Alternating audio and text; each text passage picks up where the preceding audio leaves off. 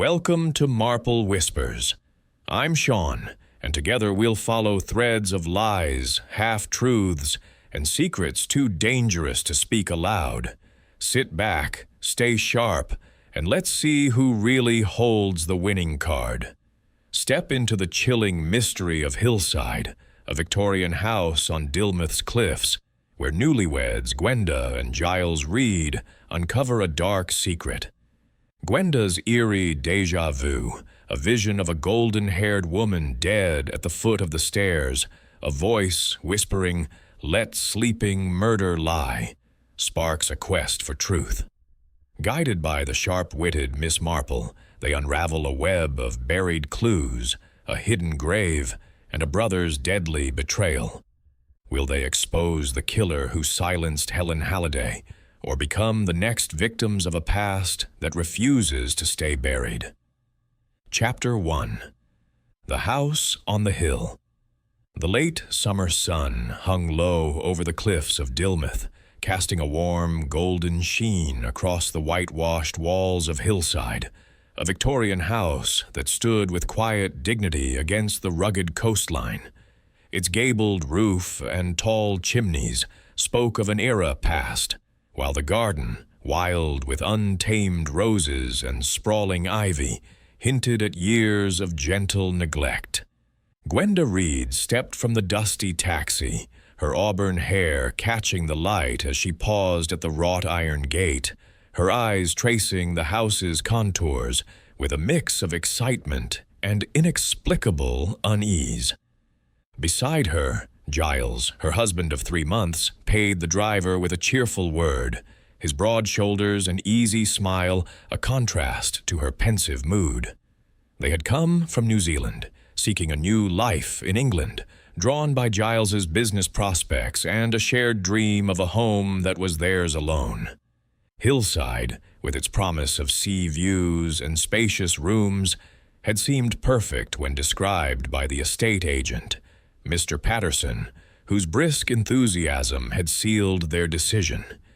Yet as Gwenda crossed the threshold, her hand brushing the lion's head brass knocker, a strange sensation stirred within her, a fleeting sense of recognition, as if she had walked this path before, though she knew she had never set foot in Dilmouth. "It's just as I imagined," Giles said, his voice bright with optimism as he joined her in the hall. The air was cool, scented with old wood and a faint trace of lavender from some long-forgotten sachet. The curving oak staircase rose before them, its carved banister gleaming under a shaft of light from a high window. "A bit of polish here, a new rug there, and it'll be our own." Gwenda nodded, her smile faltering, as her gaze lingered on the staircase. The polished steps, the intricate vines etched into the wood. They felt not just familiar, but intimate, as if she had climbed them countless times. Yet her childhood was a blur of New Zealand's sunlit hills, her aunt's cozy home, and the distant loss of her parents. England was a stranger to her, or so she had believed. Mr. Patterson bustled in, keys jangling, his spectacles glinting as he launched into a practiced spiel. Solid as they come, built in 1890 by a sea captain, those windows in the drawing room, pure magic at sunset, and the price, well, it's a steal for a place with such character. He led them through the house, pointing out the high ceilings, the marble fireplace in the parlor, and the conservatory that opened onto a terrace overlooking the channel. Gwenda followed, her mind half on his words, half on the odd prickling at the back of her neck.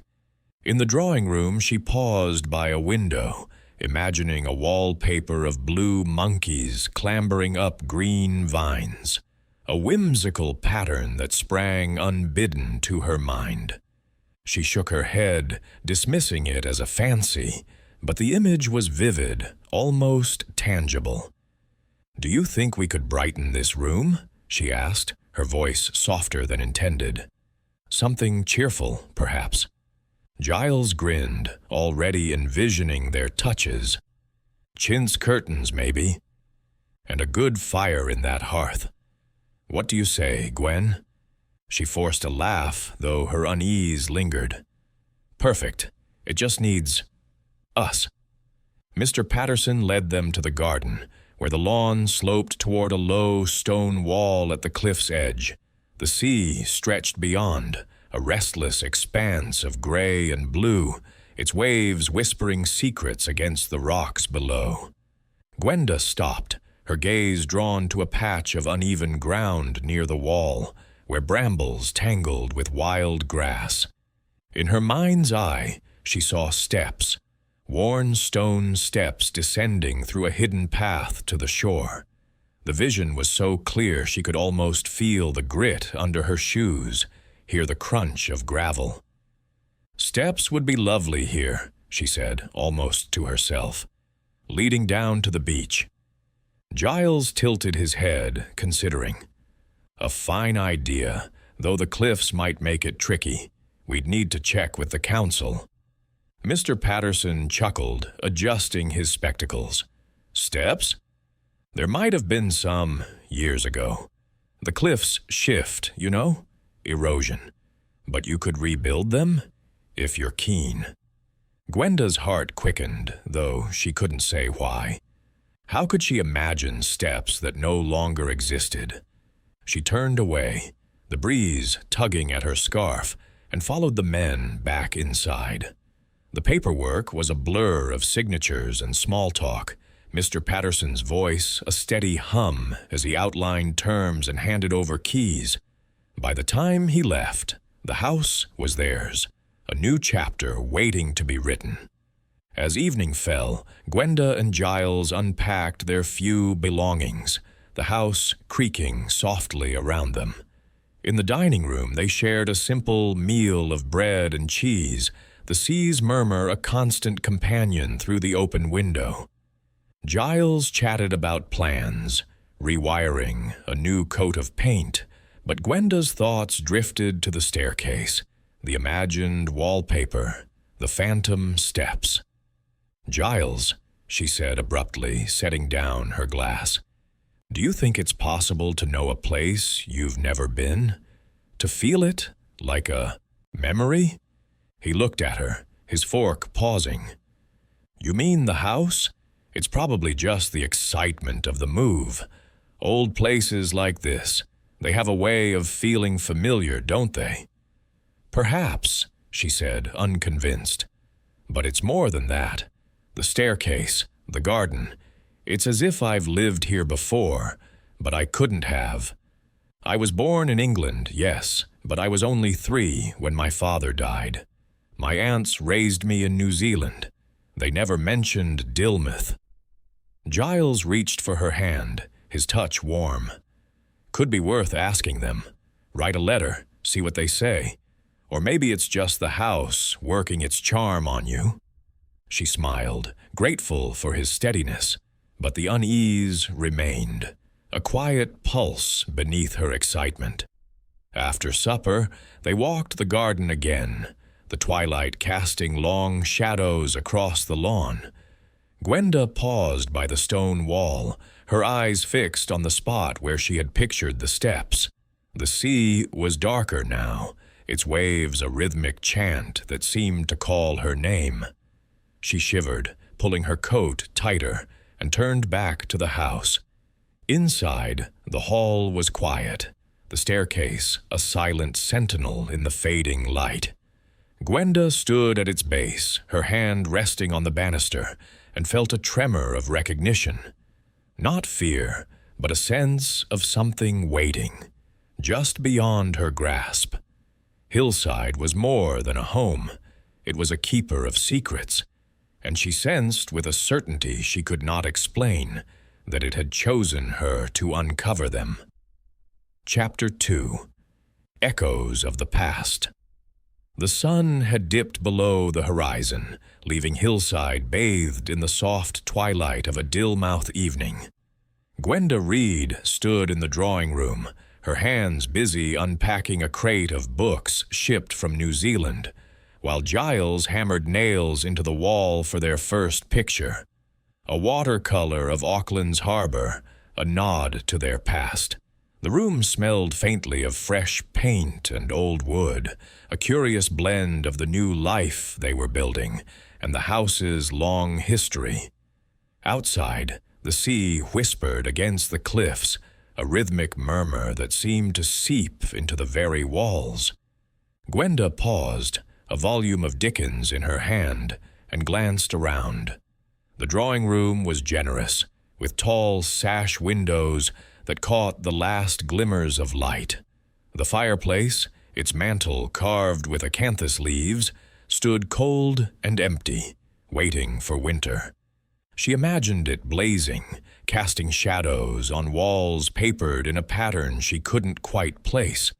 For a moment, her mind conjured an image: wallpaper with blue monkeys clambering up green vines, a whimsical design that felt oddly familiar. She shook her head, dismissing the thought as absurd. "I must be overtired," she muttered, setting the book on a shelf. Giles looked up from his hammering, a nail between his teeth. "What's that, darling?" "Nothing," she said quickly, forcing a smile. "Just thinking about wallpaper. This room could use some cheering up." He chuckled, stepping back to admire his handiwork. "Plenty of time for that, though I'd wager this place has seen its share of patterns over the years. Victorian houses, you know, always layered with someone else's taste." Gwenda nodded, but her thoughts lingered on the monkeys. It was a specific image, not a vague fancy, and it unsettled her. She had never been to England before this trip, not since she was a toddler, and even then her memories were of New Zealand's sunny hills, not this damp, briny coast. Yet the house felt like a half-remembered song, its notes just out of reach. The next morning, workmen arrived to begin renovations. The Reeds had decided to strip the drawing room's outdated paper and repaint, a task that promised dust and noise, but also the satisfaction of making Hillside their own. Gwenda watched as a burly man named Tom, his overalls streaked with plaster, pried at the wall with a scraper. Layer after layer peeled away, floral patterns, muted stripes, until a patch of color emerged. She stepped closer, her breath catching. There, beneath decades of redecoration, was a faded but unmistakable design. Blue monkeys on vines, their tails curling in playful loops. "Giles," she called, her voice sharper than intended. He hurried over, wiping his hands on a rag. "What's wrong?" "Look." She pointed, her finger trembling slightly. "That's the wallpaper I was thinking of last night, exactly as I pictured it." Giles frowned, studying the wall. "Well, that's a queer coincidence. Must have caught a glimpse of it in a corner somewhere when we viewed the house." "But I didn't," Gwenda insisted. "I haven't been in here long enough to notice anything like that.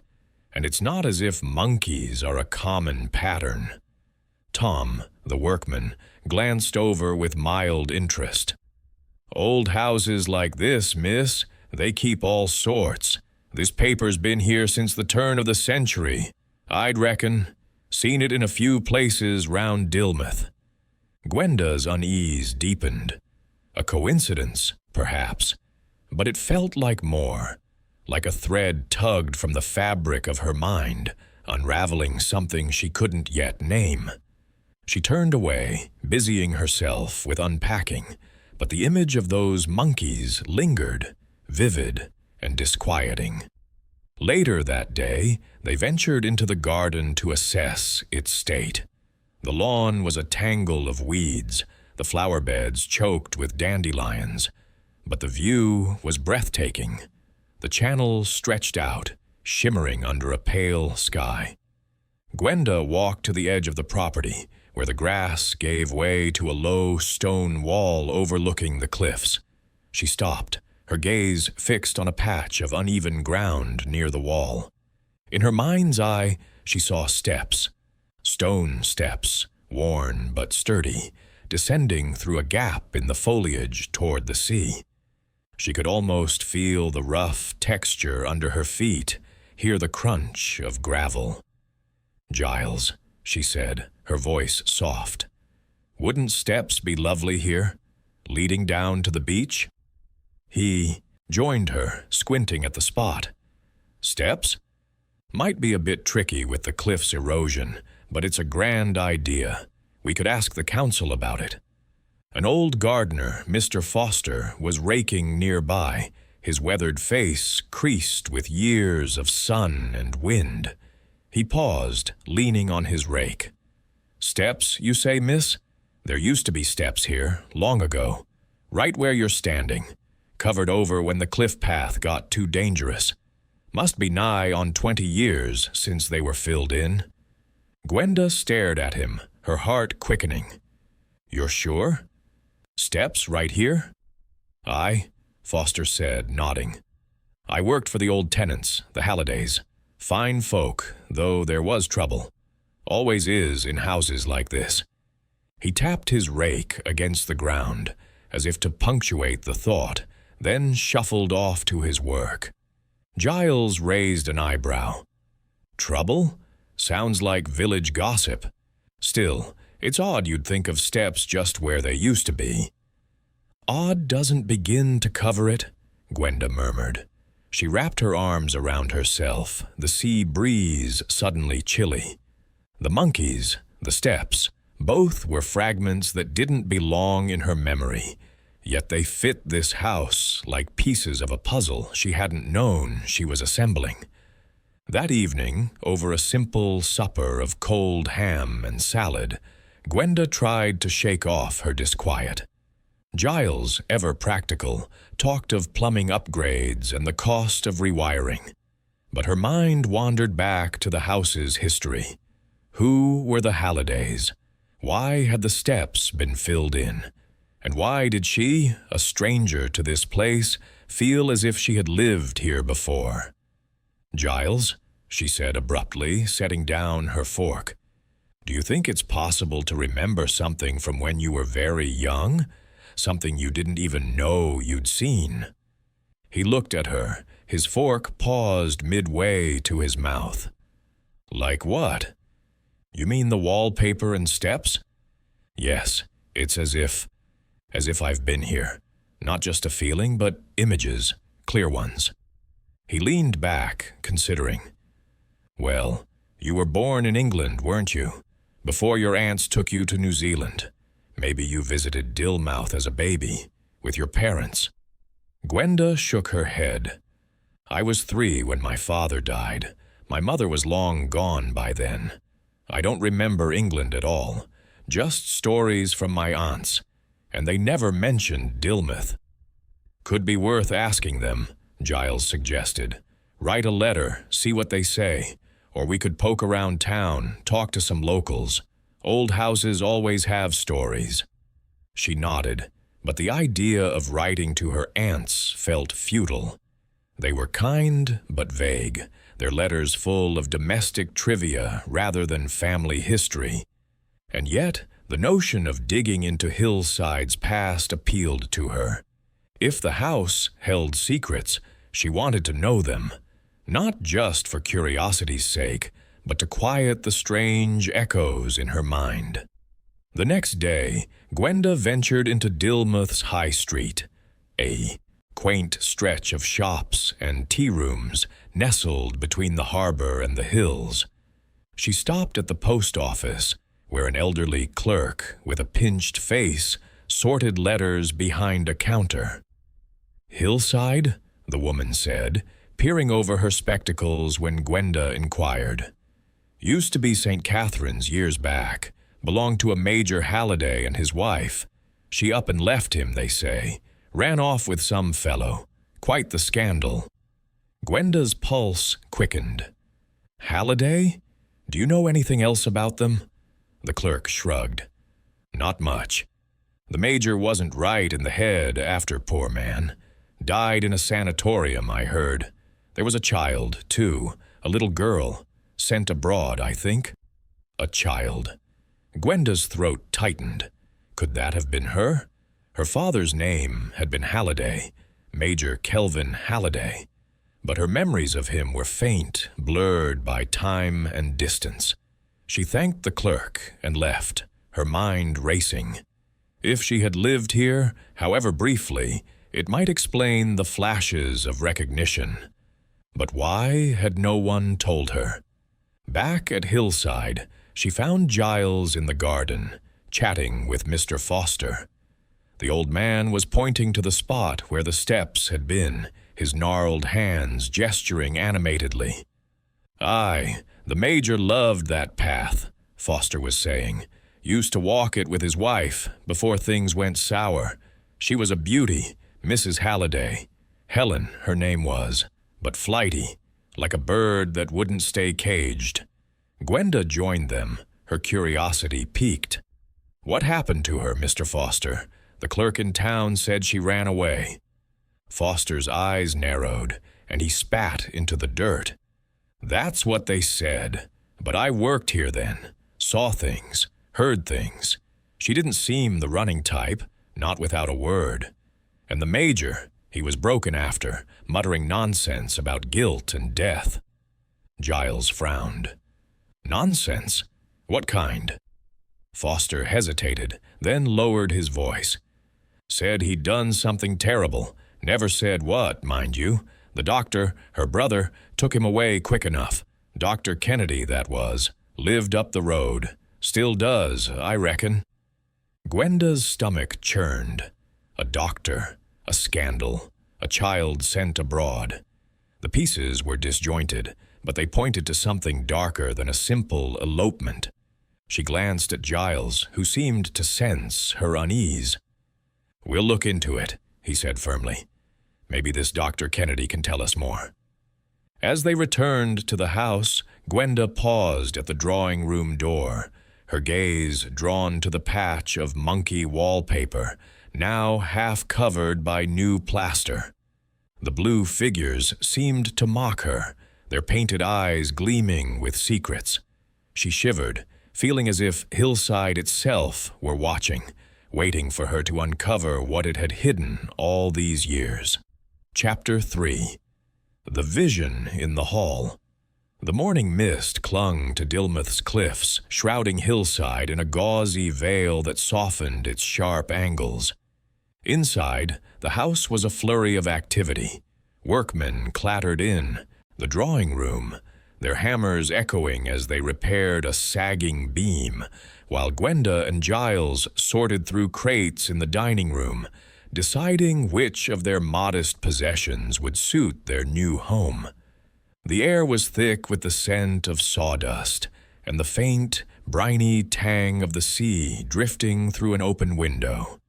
Despite the bustle, Gwenda felt a growing unease, as if the house itself were watching her, its silence heavy with unspoken secrets. She had not mentioned the monkey wallpaper or the phantom steps to Giles since their conversation with Mr. Foster the previous day. His practical nature, while comforting, made her reluctant to share every fleeting fancy, lest he dismiss them as nerves. Yet the images lingered, sharp and persistent, like splinters in her mind. She tried to focus on unpacking a set of china teacups, a silver candlestick from her aunt, but her thoughts kept drifting to the name Halliday, to the scandal whispered about in the post office, and to the shadowy figure of Dr. Kennedy, who seemed to loom over the house's past like a specter. By midday, the workmen had left for their lunch, and Giles had gone into town to meet with a solicitor about the property deeds. The house was quiet, save for the creak of floorboards and the distant crash of waves. Gwenda, restless, decided to explore the upper floor. She had only glanced at the bedrooms during their initial tour, and something drew her to the staircase, its polished oak banister gleaming in the muted light filtering through a stained glass window. She climbed slowly, her hand trailing along the carving of vines and flowers that adorned the rail. Each step felt heavier than the last, as if the air thickened with every riser. At the landing, she paused, her gaze drawn to the corridor that stretched toward the back of the house. The wallpaper here was faded, a muted green that might once have been vibrant, and the floorboards groaned softly under her weight. She turned to look down the staircase, and in that moment, the world shifted. A vision flashed before her eyes, vivid and unbidden. At the foot of the stairs, a woman lay sprawled, her golden hair fanned across the polished floor, her face pale and twisted in a grimace of death. Her eyes, wide and unseeing, stared upward, and a dark stain spread beneath her, seeping into the wood. Gwenda's breath caught, her heart pounding as the image held her in its grip. A voice, low and menacing, echoed in her mind. "Let sleeping murder lie." She screamed, the sound tearing through the silence, and stumbled backward, clutching the banister to keep from falling. Her knees buckled, and she sank to the floor, trembling. The vision vanished as quickly as it had come, leaving only the empty hall and the faint hum of the sea. But the terror remained, cold and clawing, as if she had seen not a dream but a memory. "Gwenda!" Giles's voice called from below, urgent and alarmed. He must have returned without her noticing. His footsteps pounded up the stairs, and in a moment he was at her side, his hands gentle but firm as he helped her to her feet. "Good heavens, what's happened? You're white as a sheet." She clung to him, her voice shaking. I saw a woman, Giles, at the bottom of the stairs, dead. Her hair was golden, and there was blood, and a voice. It said, 'Let sleeping murder lie.' It was so real, like I was there." Giles's brow furrowed, his practical mind grappling with her words. "A dream, maybe? Or a trick of the light? You've been under strain, darling. The move, the house, all this talk of scandals." "No," she said fiercely, pulling away to meet his eyes. "It wasn't a dream. It was like a memory, Giles, as if I'd seen it before, when I was a child. I know I've stood here, looking down at her." He studied her, concern etched into his features. "A child's memory. But you said you don't recall England from before, New Zealand. Could it be something you heard, a story your aunts told you?" Gwenda shook her head, her hands twisting together.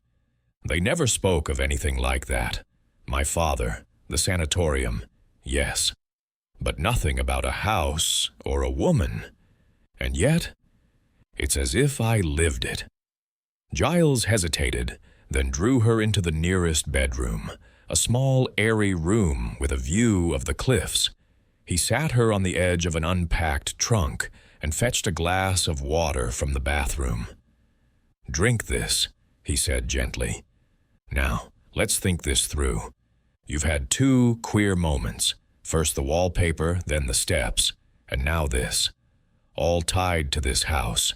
Maybe you were here, even briefly, when you were little. We need to find out more about the Hallidays and this place." Gwenda sipped the water, her hands steadier but her mind still racing. "The woman at the post office said the major's wife, Helen, ran off. But what if she didn't? What if something happened to her here?" Giles's jaw tightened. "You're thinking murder. That's a leap, Gwen. We've only got village gossip and your visions." "Not just visions," she insisted. "They're too specific. And Mr. Foster, he said the major was muttering about guilt, about something terrible. What if he meant her?" Giles rubbed his chin, his skepticism warring with his desire to support her. "All right, Let's say there's something to it. We can't just sit on this. We'll ask around, see what else we can dig up. There must be records, people who knew the family, and this Dr. Kennedy, Foster said he's still in Dilmouth. He might know something. Gwenda nodded, though the thought of confronting a stranger about such a dark possibility made her stomach churn. I want to know, Giles. I need to know why this house feels like it's part of me. The rest of the day passed in a blur of routine tasks, but the vision haunted Gwenda. She avoided the staircase, taking the back stairs to the kitchen when needed, and kept herself busy sorting linens and arranging furniture. Yet every creak of the house, every shadow in the corner, seemed to carry the weight of that moment on the landing. By evening, as they sat by the fire in the drawing room, its monkey wallpaper now fully concealed beneath fresh plaster, she could no longer contain her restlessness. "Giles," she said, setting aside her sewing, "we should place an advertisement in the local paper asking for information about Hillside, or St. Catherine's as it was called. Anyone who lived here, worked here, knew the Hallidays. Someone must remember something." He looked up from his newspaper, his eyes brightening. "That's a capital idea. We'll word it carefully, nothing too sensational, just seeking history about the house. It might turn up something useful." They drafted the advertisement that night, their heads bent together over a sheet of paper at the dining table. "Information wanted," Giles wrote, "regarding the history of Hillside, formerly St. Catherine's, Dilmouth, particularly from 1900 to 1910. Any details of former residents or events gratefully received." They included a post box number, not wanting their inquiries to draw too much attention just yet. The next morning, Giles drove to the Dilmouth Gazette to place the ad, while Gwenda stayed behind, determined to face the house alone. She wandered through its rooms, her footsteps echoing in the high-ceilinged spaces. In the library, she found a dusty ledger left by a previous owner, its pages filled with household accounts from 1905. The name Halliday appeared in neat script alongside payments for coal, candles, and a gardener, likely Mr. Foster or his predecessor. Nothing incriminating, but the sight of her father's surname sent a shiver down her spine. She returned to the hall, steeling herself to climb the stairs again. This time, no vision came, but the air felt charged, as if the house were holding its breath. She stood at the top, looking down, trying to summon the image again. The woman's face, her golden hair, the dark stain. Had it been blood? Poison? A fall? The voice in her mind, "Let sleeping murder lie," had been cold, deliberate, not anguished. It suggested intent, not accident. By the time Giles returned, Gwenda had resolved to push forward. Over tea, she recounted her findings in the ledger and her determination to uncover the truth. "If I was here," she said, "if I saw something as a child, it explains why the house feels so familiar. But why don't I remember more? And why would my aunts never mention it?" Giles set down his cup, his expression thoughtful. "Maybe they didn't know. If your father was in a sanatorium and you were sent to New Zealand so young, they might have been told very little. Or they thought it best to let the past lie." "Let sleeping murder lie," Gwenda murmured, the words slipping out before she could stop them. Giles's eyes widened. "You think that's what it means? That someone covered up a crime?" "I don't know," she admitted, "but I can't shake the feeling that what I saw wasn't just imagination. It was too real, Giles, too specific." He reached for her hand, his grip steadying her. "Then we'll find out. The advertisement's in tomorrow's paper, and tomorrow we'll track down Dr. Kennedy. If he was Helen's brother, he'll know more than anyone about what happened here." Gwenda nodded, but a chill settled over her. The name Kennedy felt like a key, but to what kind of lock? A man who had hushed up a scandal, who had taken her father away. Could he be trusted to tell the truth? And what if the truth was something she wasn't prepared to face? As night fell, Hillside seemed to close in around them, its walls absorbing the flicker of the firelight. Gwenda lay awake long after Giles had fallen asleep, her mind replaying the vision. The woman's lifeless form, the voices warning. She felt as if she were standing on the edge of a precipice, the past pulling her toward a truth she both craved and feared.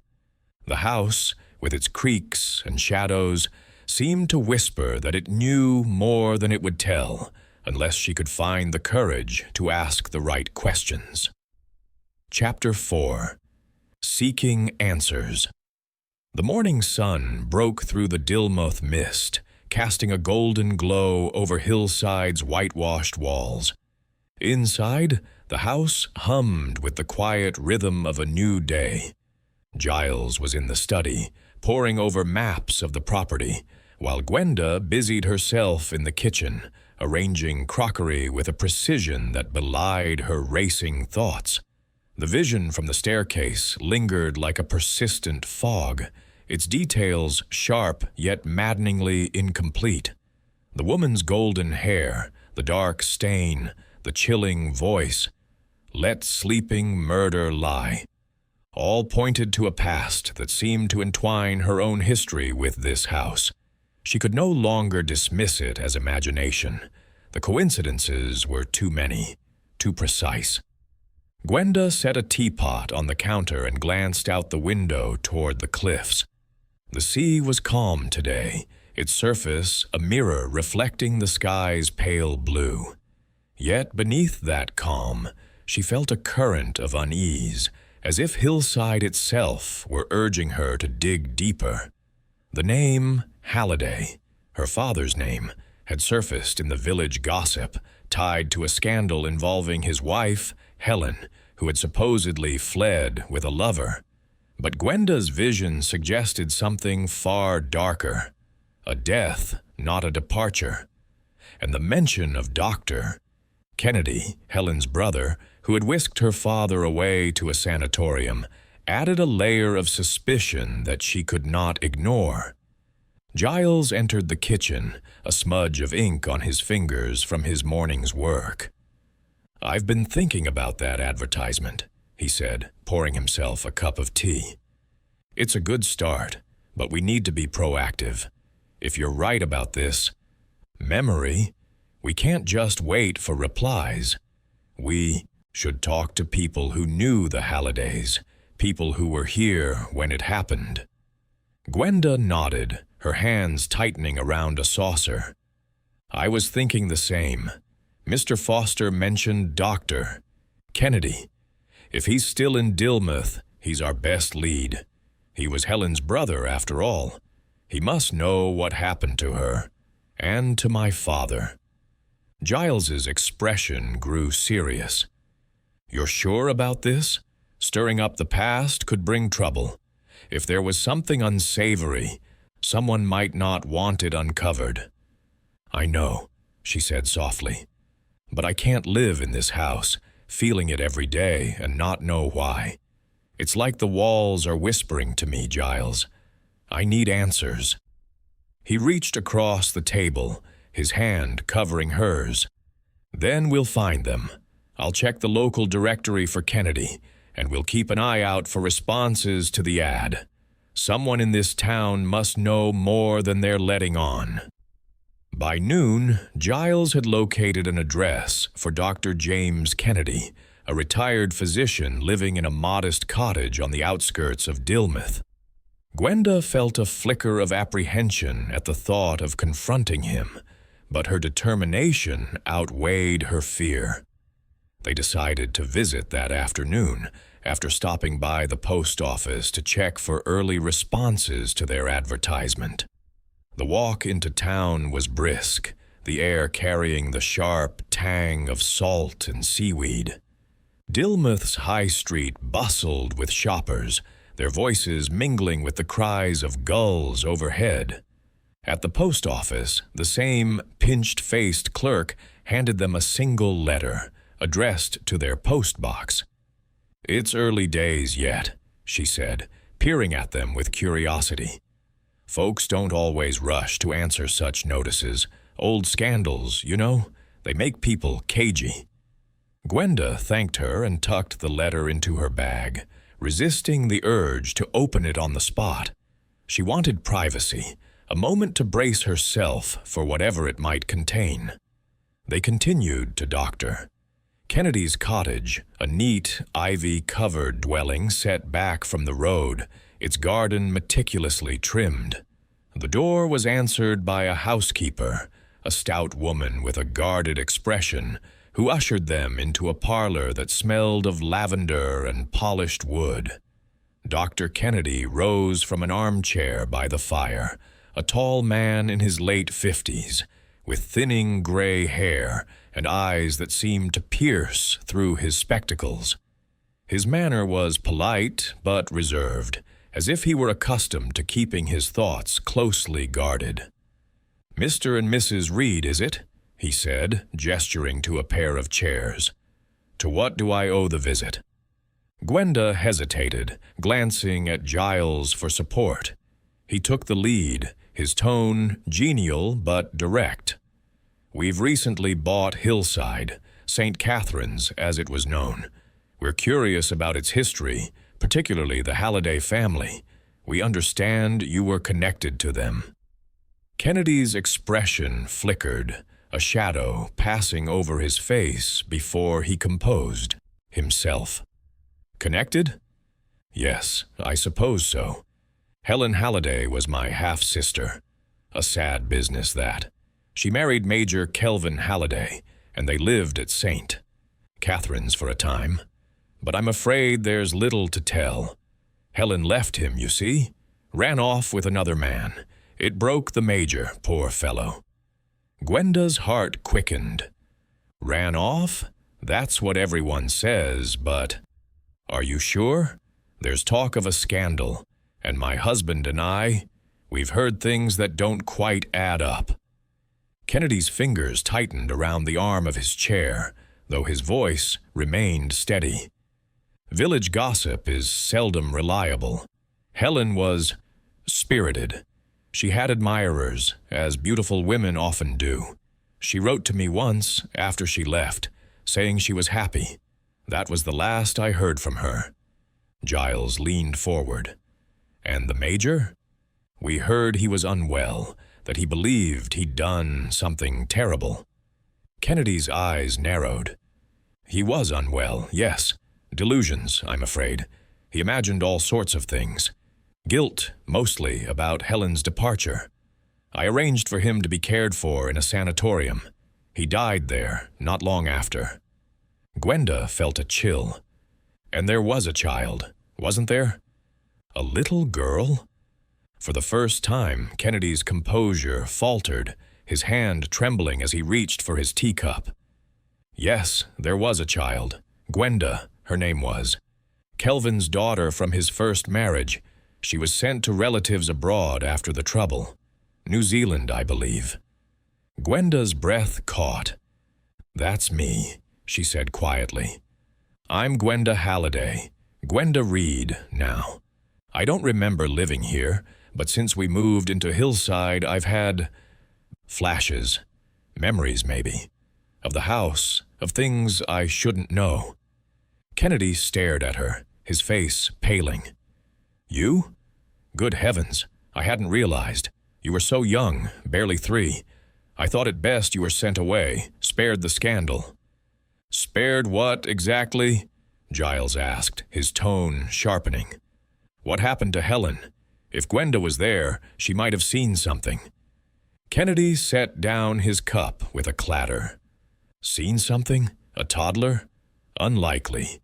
The house was in chaos after Helen left. Kelvin was raving, talking nonsense about strangling her in a fit of rage. But there was no evidence, no body, just his delusions. I did what I could to protect the family's name. Gwenda's mind raced, the vision of the woman at the foot of the stairs flashing before her. No body, she repeated. But what if she didn't run away? What if something happened to her in that house? Kennedy's lips thinned. That's a dangerous accusation, Mrs. Reed. Helen was my sister. I loved her. If she'd been harmed, don't you think I'd have wanted justice? His words were earnest, but Gwenda caught a flicker of unease in his eyes, a tension in his posture that suggested more than brotherly grief. She wanted to press further, but Giles touched her arm, a silent signal to tread carefully. They thanked Kennedy and left, promising to return if they had more questions. Back at Hillside, Gwenda opened the letter from the post office. It was from a Mrs. Clara Penhallow, an elderly widow who claimed to have known the Hallidays. I lived in Dilmouth then, she wrote in a spidery hand. Helen Halliday was a lively sort, always singing, but there were whispers about her and other men. When she vanished, some said she'd run off, but others thought worse. The Major was never the same, and that doctor brother of hers, he was always hovering, too close for my liking. Gwenda read the letter aloud to Giles, her voice trembling with excitement. This is it, Giles. Proof there was more to it than an elopement. We need to meet this Mrs. Penhallow. Giles agreed, but his expression was cautious. We're stirring up something, Gwen. That look in Kennedy's eyes, he knows more than he's saying. And if your vision is a memory, it means you saw something as a child, something someone wanted hidden. That night, Gwenda lay awake, the house creaking around her. She thought of Doctor. Kennedy's trembling hands, his quick dismissal of her father's ravings. She thought of Mrs. Penhallow's letter, its hints of darker truths. And she thought of the woman at the foot of the stairs, her golden hair stained with death. The words, "Let sleeping murder lie," echoed in her mind, not as a warning now, but as a challenge. She would not let the past rest, not until she knew what Hillside was hiding. Chapter 5. Miss Marple arrives. The following morning dawned with a crisp clarity, the sea beyond Hillside sparkling under a sky swept clean of clouds. Gwenda Reed stood at the drawing-room window, her gaze fixed on the horizon, though her thoughts were far from the serene view. The visit to Doctor.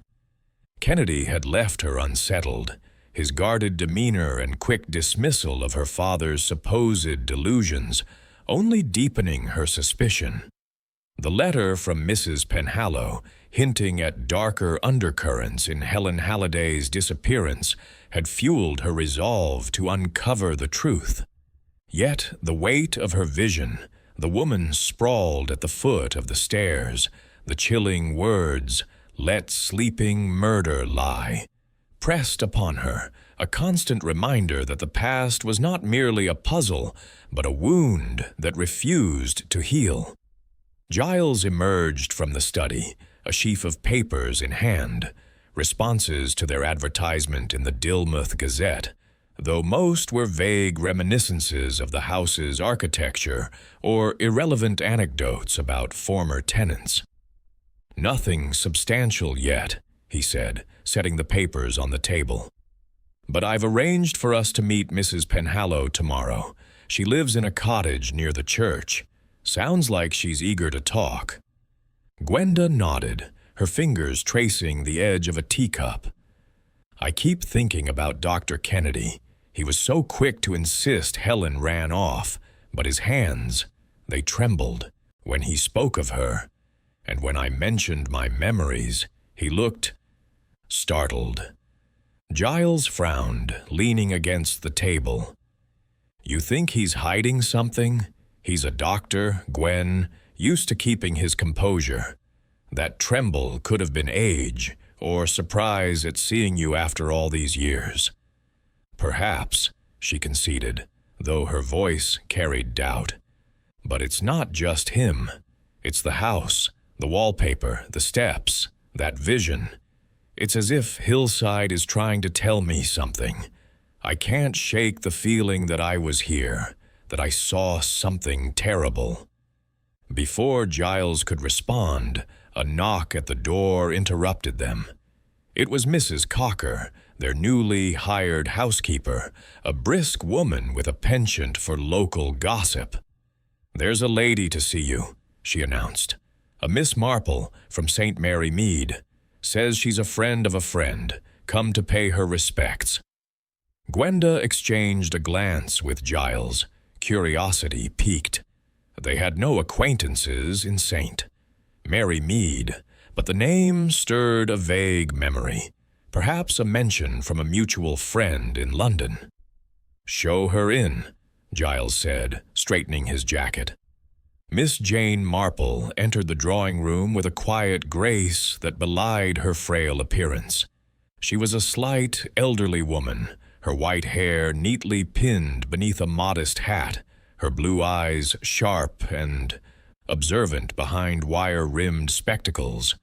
Her hands, clad in soft gray gloves, clutched a knitted shawl and a small handbag, from which protruded a pair of knitting needles. She smiled warmly, though there was a keenness in her gaze that suggested she missed nothing. "Mr. and Mrs. Reed, I presume?" she said, her voice gentle but clear. "I'm Jane Marple. I was visiting a cousin in Dilmouth, Mrs. Bantry, perhaps you've met her, and she mentioned you'd taken Hillside.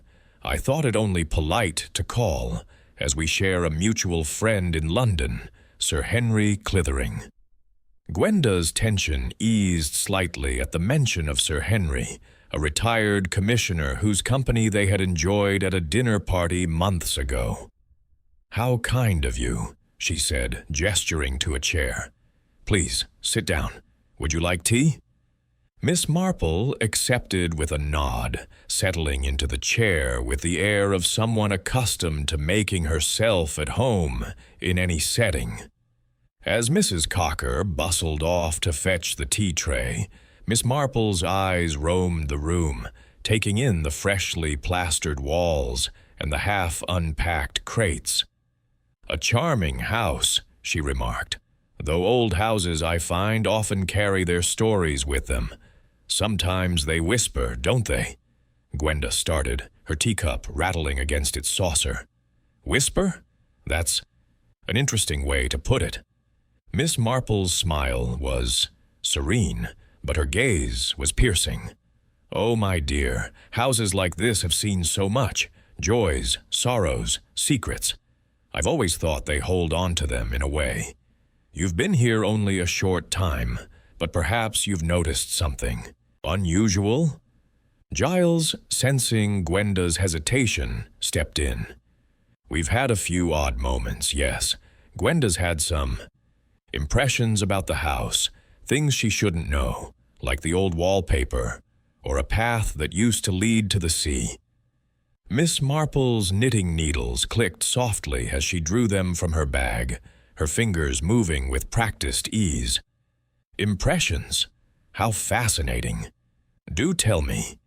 Mrs. Reed encouraged by the old lady's gentle tone, Gwenda poured out her story, the monkey wallpaper, the vanished steps, the terrifying vision of the woman at the foot of the stairs, and the voice that had haunted her.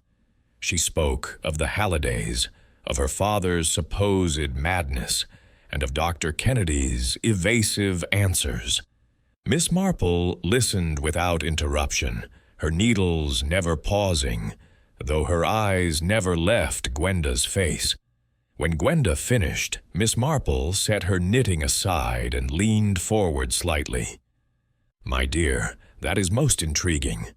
Déjà vu, some might call it, But I've always thought such feelings are more than mere fancy. Children see things, you know, things adults assume they'll forget. You were very young, you say, when you left England. Yet these memories are so vivid. Tell me, this house, was it called St. Catherine's then? Gwenda nodded, surprised. Yes, it was. How did you know? Miss Marple's smile was faint. Village gossip has a long memory, my dear. Dilmouth is much like my own saint.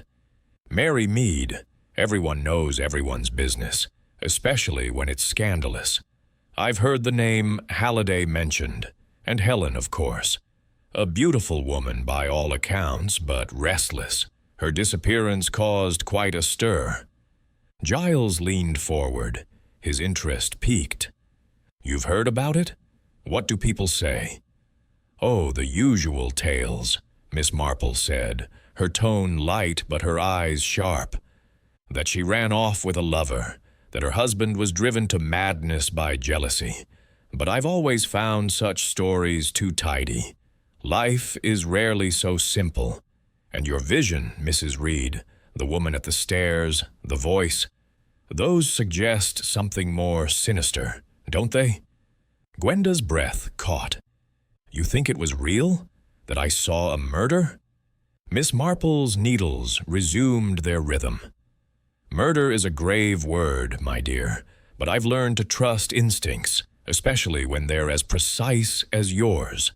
A child's memory, buried deep, can resurface in strange ways. And this house, St. Catherine's, it has a reputation, you know. Whispers of tragedy, hushed up long ago. Giles frowned, his practical nature asserting itself. Whispers are one thing, Miss Marple, but we need facts. We've spoken to Dr. Kennedy, Helen's brother, and he insists she left voluntarily, though he seemed uneasy. Miss Marple's eyes twinkled. Uneasy? How interesting. Doctors, you know, are often skilled at keeping secrets. They see so much, birth, death, everything in between. And a brother, especially one close to his sister, might feel compelled to protect her reputation, even at a cost. Gwenda felt a chill, her mind flashing to Kennedy's trembling hands, his quick dismissal of her father's ravings. You think he might know more than he's telling?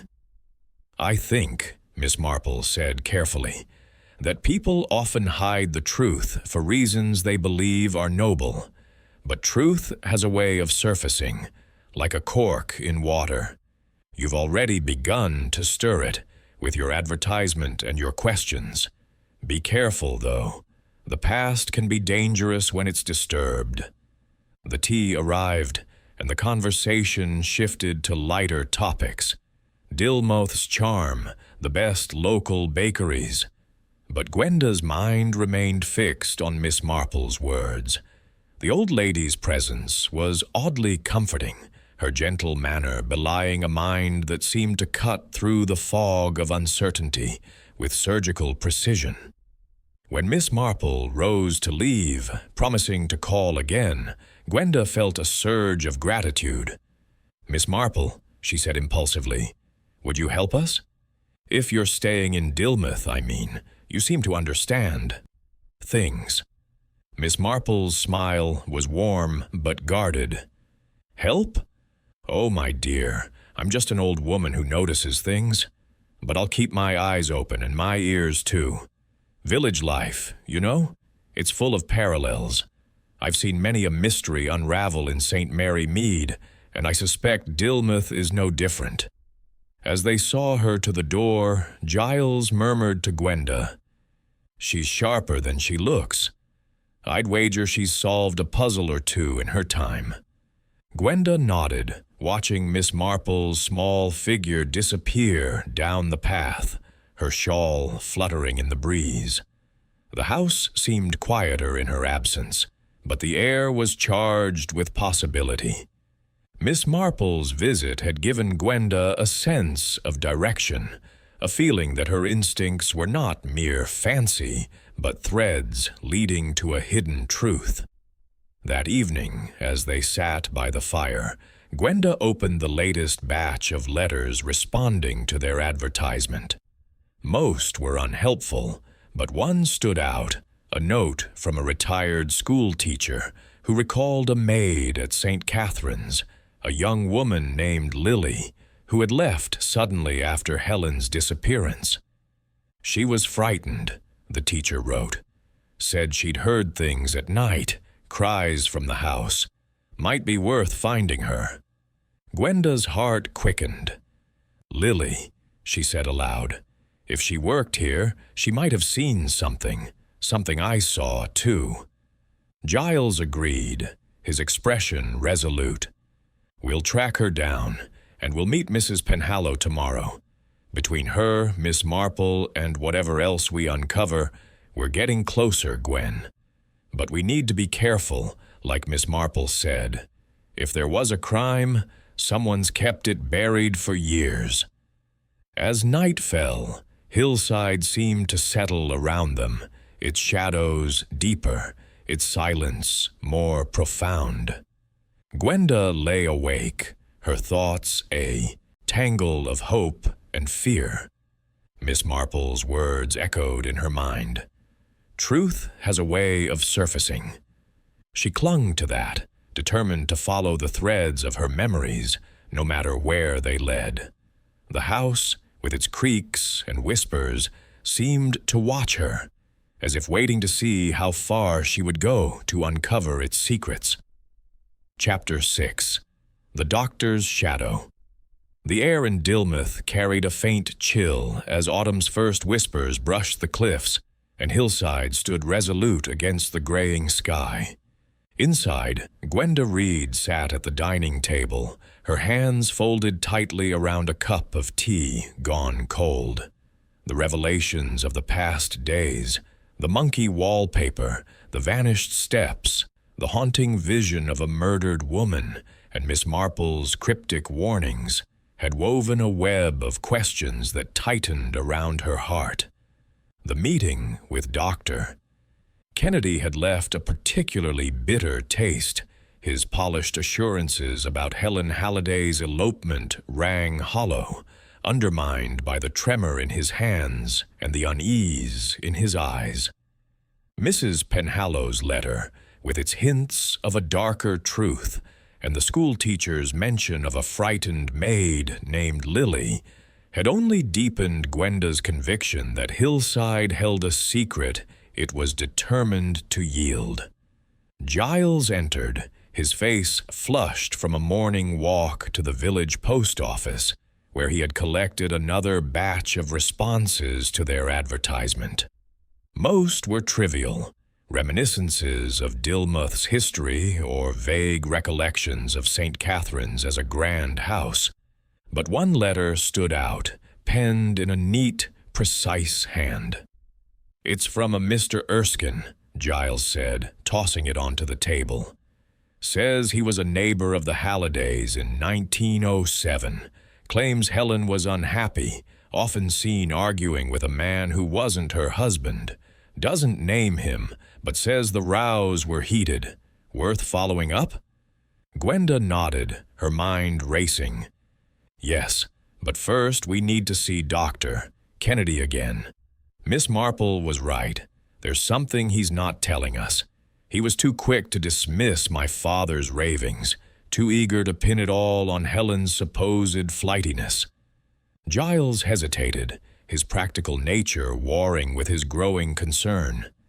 "He's a doctor, Gwen, and her brother. If there was foul play, wouldn't he want to know? Why cover it up?" "I don't know," she admitted, her voice low. "But his reaction when I mentioned my memories, it wasn't just surprise, it was fear. I want to know why." They decided to visit Dr. Kennedy that afternoon, armed with the new information from the letters and Miss Marple's subtle encouragement to probe deeper.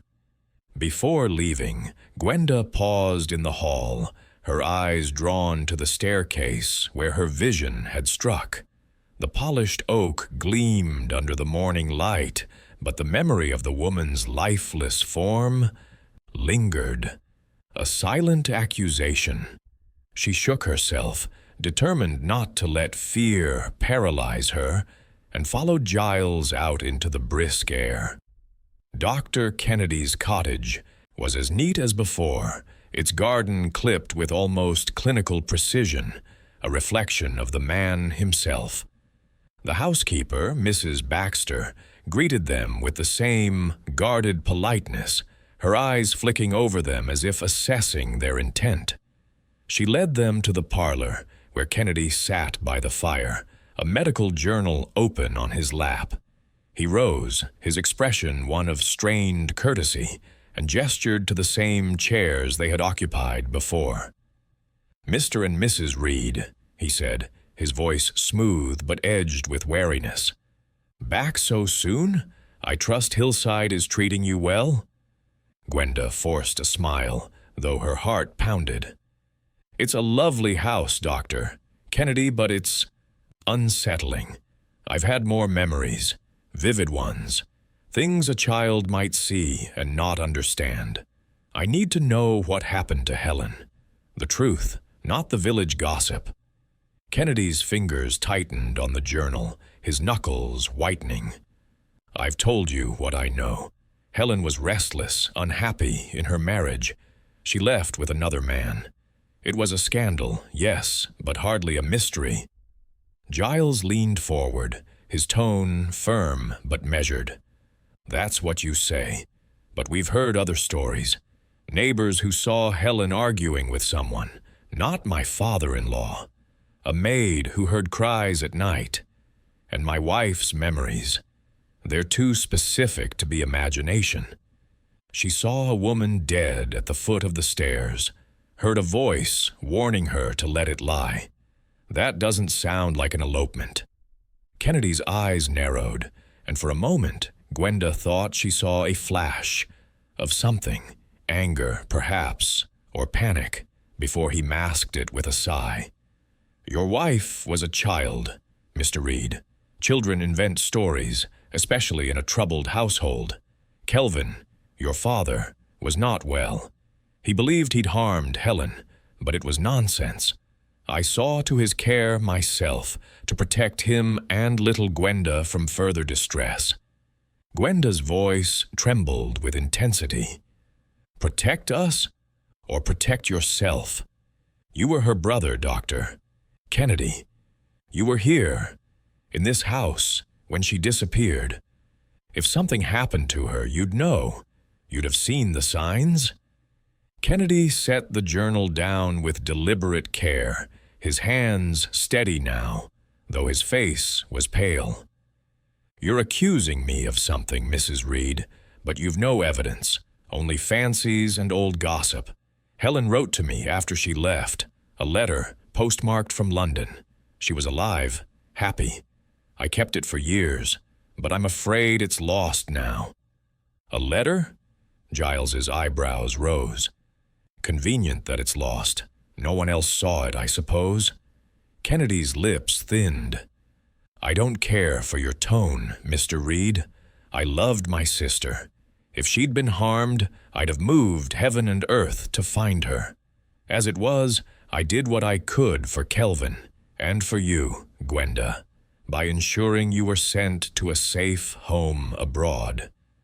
Gwenda's mind flashed to Miss Marple's words. "Doctors are skilled at keeping secrets." She pressed on, undeterred. "You say my father was delusional, but what if he wasn't? What if he saw something, knew something, and you sent him away to silence him? I was there, Dr. Kennedy. I saw her, dead, at the bottom of the stairs. I heard someone say, 'Let sleeping murder lie.' That wasn't my father's voice." For a moment, silence hung heavy in the parlor, broken only by the crackle of the fire. Kennedy's eyes locked on hers, and Gwenda felt a chill, as if she had struck too close to a hidden truth. Then he stood, his movements stiff. "I think this conversation is at an end. You're upset, Mrs. Reed, and I sympathize, but these accusations are baseless. I suggest you leave the past alone. It's kinder to everyone." Giles rose, his hand on Gwenda's arm. "We'll go, but we're not done asking questions. If there's truth to be found, we'll find it." As they left the cottage, Gwenda's heart pounded with a mix of fear and exhilaration. Kennedy's defensiveness had only strengthened her resolve. "He's hiding something," she whispered as they walked down the path. "That letter he mentioned, it's too convenient, and he was too quick to shut us down." Giles nodded, his jaw set. "Agreed. We need to find that maid, Lily, and Mrs. Penhallow. They might know something Kennedy doesn't want us to hear." Back at Hillside, the house felt colder, its shadows longer in the fading light. Gwenda sat by the fire, rereading Mr. Erskine's letter. The mention of Helen's arguments with an unknown man intrigued her. Could it have been a lover, as the village believed, or someone else, someone who posed a threat? She thought of her vision again, the woman's lifeless form, the voice's cold warning. It was not her father's voice, she was certain, nor was it the frantic tone of a lover's quarrel. It was measured, deliberate, like a doctor issuing a diagnosis. That evening, Miss Marple called again, her arrival announced by Mrs. Cocker with a knowing smile. The old lady settled into the drawing room, her knitting needles clicking as she listened to their account of the visit to Kennedy. "Most interesting," she murmured, her eyes bright. "A lost letter, you say? How convenient. And his manner, defensive, was it?" "Very," Gwenda said. "He was almost angry when I pressed him about my memory. He kept insisting Helen ran off, but it felt rehearsed." Miss Marple's needles paused. "Rehearsed. Yes, that's often the way with those who've had years to perfect their story. Doctors, you know, are trained to project calm, but they're human too. A brother might feel a duty to protect his sister's name. Or his own?" Giles frowned. "You think he's covering up a crime? But why? If Helen was murdered, wouldn't he want justice?" Miss Marple's smile was faint, almost sad. "Justice is a noble word, Mr. Reed, but human motives are rarely so pure. A brother might cover up a crime out of love, or shame, or fear of scandal, or perhaps to protect himself. In my village, I once knew a man, a chemist, not a doctor, who mixed a fatal dose for his wife's lover, all to preserve their family's honor. He was most convincing in his grief." Gwenda's breath caught. "You think Dr. Kennedy might have harmed Helen?" "I think nothing yet," Miss Marple said, her tone gentle but firm. "I only observe that people are complex, and motives are seldom what they seem. You must keep asking questions, my dear, but discreetly. The truth is like a shy creature. It won't come if you chase it too boldly." Inspired by Miss Marple's words, Gwenda and Giles resolved to meet Mrs. Penhallow the next day and to track down Lily, the maid. They spent the evening drafting letters to other respondents, seeking any scrap of information about Saint. Catherine's in 1907. As they worked, Gwenda's thoughts kept returning to Kennedy's parlor, to the flicker of fear in his eyes when she mentioned the voice. It was not the fear of a man surprised by a child's memory, but of one who recognized a threat to a carefully guarded secret. As night deepened, Hillside seemed to pulse with a quiet intensity, its walls absorbing the flicker of the firelight. Gwenda lay awake, her mind replaying Kennedy's words, Miss Marple's warnings, and the vision that refused to fade. The house was no longer just a home. It was a witness, holding the truth of her past in its silent corners. She felt a fierce determination to uncover it, no matter the cost. But Miss Marple's caution lingered. The past can be dangerous when it's disturbed. As she drifted into uneasy sleep, the words, "Let sleeping murder lie," echoed once more, a challenge she was determined to meet. Chapter 7. Whispers from the Servants. The morning light filtered through the lace curtains of Hillside's dining room, casting delicate patterns across the polished table where Gwenda Reed sat, her fingers tracing the edge of a letter from Mrs. Penhallow. The air was heavy with the scent of toast and coffee, but Gwenda's appetite had waned, her thoughts consumed by the mounting clues that seemed to converge on a single chilling possibility. Helen Halliday had not run away from St. Catherine's, but had met a darker fate within its walls. The vision of the woman at the foot of the stairs, the cryptic warning, "Let sleeping murder lie," and Dr. Kennedy's evasive demeanor all pointed to a truth buried deep in the house's past.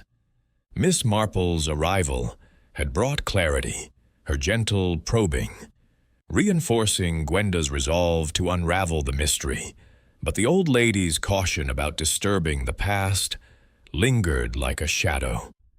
Giles entered, his face bright with purpose, a small notebook in hand where he had jotted down addresses from the latest responses to their advertisement. "Mrs. Penhallow's expecting us at 11, he said, sliding into a chair opposite Gwenda. "And I've tracked down Lily Kimball, the maid mentioned in that schoolteacher's letter. She's married now, living in a village called Woodley, about 10 miles from here. I sent a note asking if we can visit tomorrow." Gwenda nodded, her eyes still fixed on Mrs. Penhallow's spidery handwriting. "Lily could be key, Giles. If she heard cries at night, as the teacher said, she might have witnessed something I saw, too, as a child. And Mrs. Penhallow's letter. She didn't believe Helen ran off. She said, 'Doctor, Kennedy was too close to his sister.' That's not the first time we've heard that." Giles sipped his coffee, his brow furrowed. "It's suggestive, but we need more than hints. Kennedy's defensive, yes, but he's a respected man. Accusing him without proof could stir up trouble. Miss Marple's right. We need to tread carefully." Gwenda's lips tightened. Careful, yes, but not timid. If Helen was murdered, someone covered it up. My father thought he'd done something terrible, but what if he was wrong? What if he saw her body, like I did, and someone, Kennedy, perhaps, convinced him it was his fault? Giles reached for her hand, his touch steadying. "We'll find out, Gwen. Let's hear what Mrs. Penhallow has to say. Then Lily. Piece by piece, we'll build the picture." The walk to Mrs. Penhallow's cottage was brisk, the autumn air sharp with the promise of cooler days. Dilmouth's church loomed at the end of the lane, its spire piercing the sky, and beside it stood a small stone cottage, its garden ablaze with late-blooming asters. Mrs. Penhallow, a wiry woman in her late 70s with a face creased like old parchment, welcomed them with a mixture of curiosity and caution. Her parlor was a museum of Victorian clutter, doilies on every surface, a ticking grandfather clock, and photographs of stern-faced ancestors staring from the walls. "You're the young couple from Hillside," she said, pouring tea from a chipped porcelain pot. "I knew the Hallidays, you know, lived just down the road in those days. Helen was a beauty, golden hair, always laughing, but with a restless streak. Never seemed suited to that quiet house." Gwenda leaned forward, her heart quickening. "Your letter mentioned arguments. With someone other than her husband?" Mrs. Penhallow's eyes narrowed, as if weighing how much to reveal. "Oh, yes. I'd see her in the garden sometimes, talking to a man. Sharp words, Not lovers' talk. Couldn't hear much, but she looked angry, frightened even. Once I saw a doctor. Kennedy there too, watching from the gate. He was always hovering, that one. Too protective, if you ask me. Giles frowned. Protective or possessive? Mrs. Penhallow sniffed. Call it what you will. He was her half-brother, but he acted like he owned her. When she vanished, he spread the story she'd run off with some fellow, an actor, they said. But I never believed it. Helen wasn't the type to leave without a word, not with a child in the house. Gwenda's breath caught. A child, me. I was there, wasn't I? Do you remember anything about me? The old woman studied her, her gaze softening. A little thing, you were, always trailing after your father, quiet but watchful. After Helen disappeared, you were gone within days, sent off to relatives, they said. The major, your father, he was a broken man. Kept muttering about guilt, about failing her. Dr. Kennedy took him away, quick as you please. Gwenda's hands clenched in her lap. And no one questioned it? No one thought she might have been harmed? Mrs. Penhallow's lips pursed. Some did. But Kennedy was a doctor, respected. He said she'd written to him, happy and free. Who were we to argue? No body, no proof, just whispers. Giles leaned forward.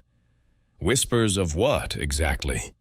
The old woman hesitated, her eyes darting to the window as if expecting someone to listen. That something happened in that house. A neighbor heard a scream one night, then nothing. The next day, Helen was gone, and the major was raving. Dr. Kennedy said it was nerves, but I always wondered. As they left the cottage, Gwenda's mind raced. Mrs. Penhallow's words echoed her own suspicions, painting Dr. Kennedy not as a grieving brother, but as a man with something to hide. The mention of a scream chilled her. Could it have been the cry of the woman in her vision, the moment of her death? The next day they drove to Woodley, a sleepy village nestled in a valley 10 miles inland. Lily Kimball, now Mrs. Abbott, lived in a modest terraced house with a tidy front garden. She was a stout woman in her 40s, her face lined with the weariness of a hard life, but her eyes were sharp and wary as she invited them in. The parlor was small, cluttered with children's toys and faded photographs, and smelled faintly of lavender soap. "You're here about St. Catherine's," Lily said, twisting her apron as she sat. "I saw your advertisement. Didn't want to answer at first. Brings back bad memories. But I figured someone ought to know what I saw." Gwenda's heart pounded. "You were a maid there in 1907, when Helen Halliday disappeared?" Lily nodded, her fingers tightening on the apron. "I was young, barely 17. Worked for the Hallidays for a year. Mrs. Halliday, Helen, she was kind, but troubled. Always arguing with the major or with her brother, Dr. Kennedy. Fierce rows they were behind closed doors. I'd hear her shouting, saying she wanted to leave, to be free." Giles leaned forward. "Leave with whom?" "The village said she had a lover." Lily shook her head. "I never saw no lover, just the doctor, always visiting, always talking to her in that low, serious voice of his. The night she disappeared, I was in the kitchen, late. I heard a cry, not loud, but sharp, like someone in pain. I thought it was a cat at first, but it came from upstairs. I didn't dare go look. Next morning, she was gone, and the major was pacing, wild-eyed, saying he'd done something terrible." Gwenda's voice trembled. "Did you see anything else? Anything that might explain what happened?" Lily's eyes flicked away, then back. "Not then. But the day after, I saw a doctor. Kennedy in the garden, near the old steps to the sea. He was digging late at night when he thought no one was watching. I was at the window, fetching water. He looked furtive. I left soon after, too scared to stay. Giles exchanged a glance with Gwenda. Digging? Did you tell anyone? Who'd believe a maid? Lily said bitterly. Dr. Kennedy was important. I was nobody, but I never forgot it. And that letter, the one they said Mrs. Halliday sent, saying she'd run off. It was odd. I saw it on the hall table, postmarked after she was gone. Looked like the doctor's handwriting, not hers. Gwenda's breath caught. You're sure? Lily nodded. I'd seen her notes to the grocer, all loops and flourishes. That letter was stiff, like a man's hand. I didn't say nothing then, too frightened, but it's haunted me. As they drove back to Dilmouth, Gwenda's mind churned. Lily's story confirmed her worst fears. A cry, a furtive act in the garden, a forged letter. Dr. Kennedy's role in Helen's disappearance was no longer just a suspicion. It was a thread that tied her vision to reality. We need to tell Miss Marple, she said, her voice urgent. She'll know what to make of this. That evening, Miss Marple arrived at Hillside, her knitting bag in hand, her eyes bright with interest as they recounted their findings. A cry in the night, she murmured, her needles clicking steadily.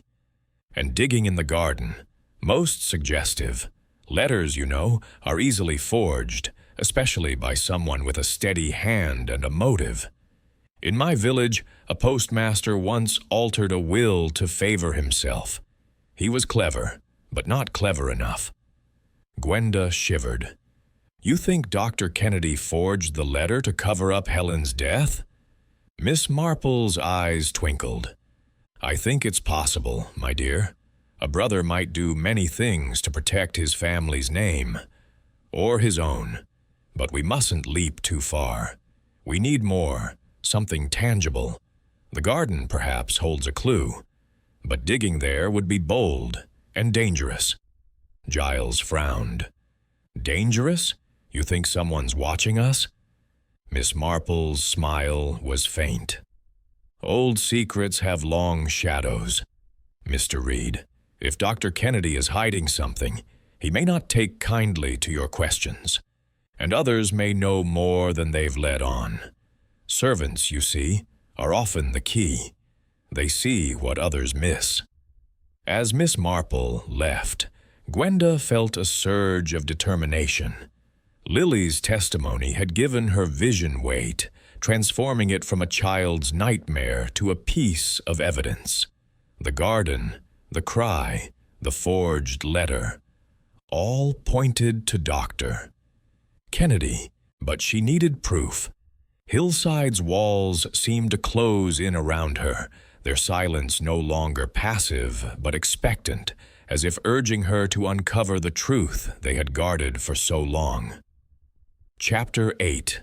The Garden's Secret. The autumn wind swept across Dilmouth's cliffs, carrying the tang of salt and the faint rustle of dying leaves. Inside Hillside, Gwenda Reed paced the drawing room, her footsteps muffled by the new rug she and Giles had laid down to mask the bare boards. The revelations from Lily Kimball's testimony, a cry in the night, Dr. Kennedy digging furtively in the garden, a letter in his handwriting, had transformed Gwenda's suspicions into a near certainty. Helen Halliday had not fled St. Catherine's with a lover. She had met her end here, and the truth lay buried, perhaps literally, in the grounds of the house. Miss Marple's caution about the dangers of disturbing the past echoed in Gwenda's mind, but so did her encouragement to seek the truth, however shyly it hid. The vision of the woman at the foot of the stairs, the chilling words, "Let sleeping murder lie," urged her forward, a call she could no longer ignore. Giles sat at the dining table, a map of the garden spread before him, his pencil marking the spot where Lily had seen Kennedy digging near the old sea steps.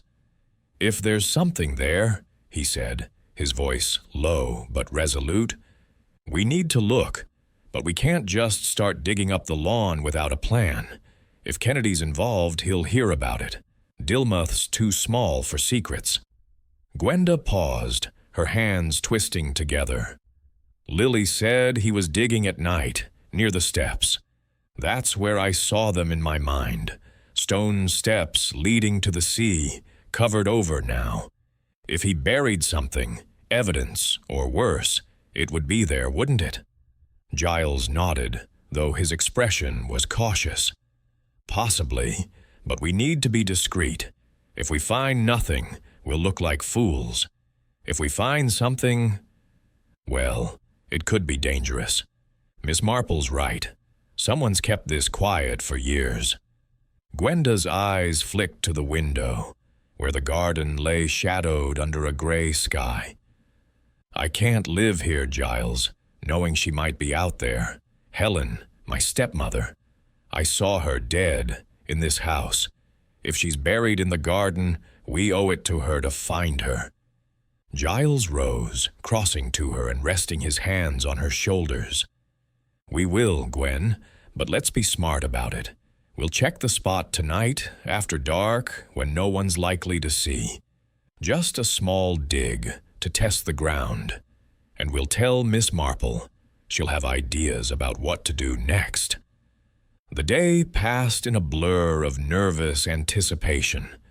Gwenda busied herself with household tasks, arranging books on the library shelves and polishing silver, but her thoughts kept drifting to the garden.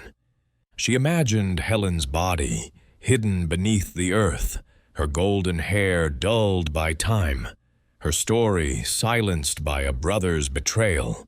The idea of Dr. Kennedy, with his clinical calm and trembling hands, as a murderer was both horrifying and strangely plausible. His insistence on Helen's elopement, the convenient loss of her letter, the swift removal of her father to a sanatorium, all pointed to a man orchestrating a cover-up.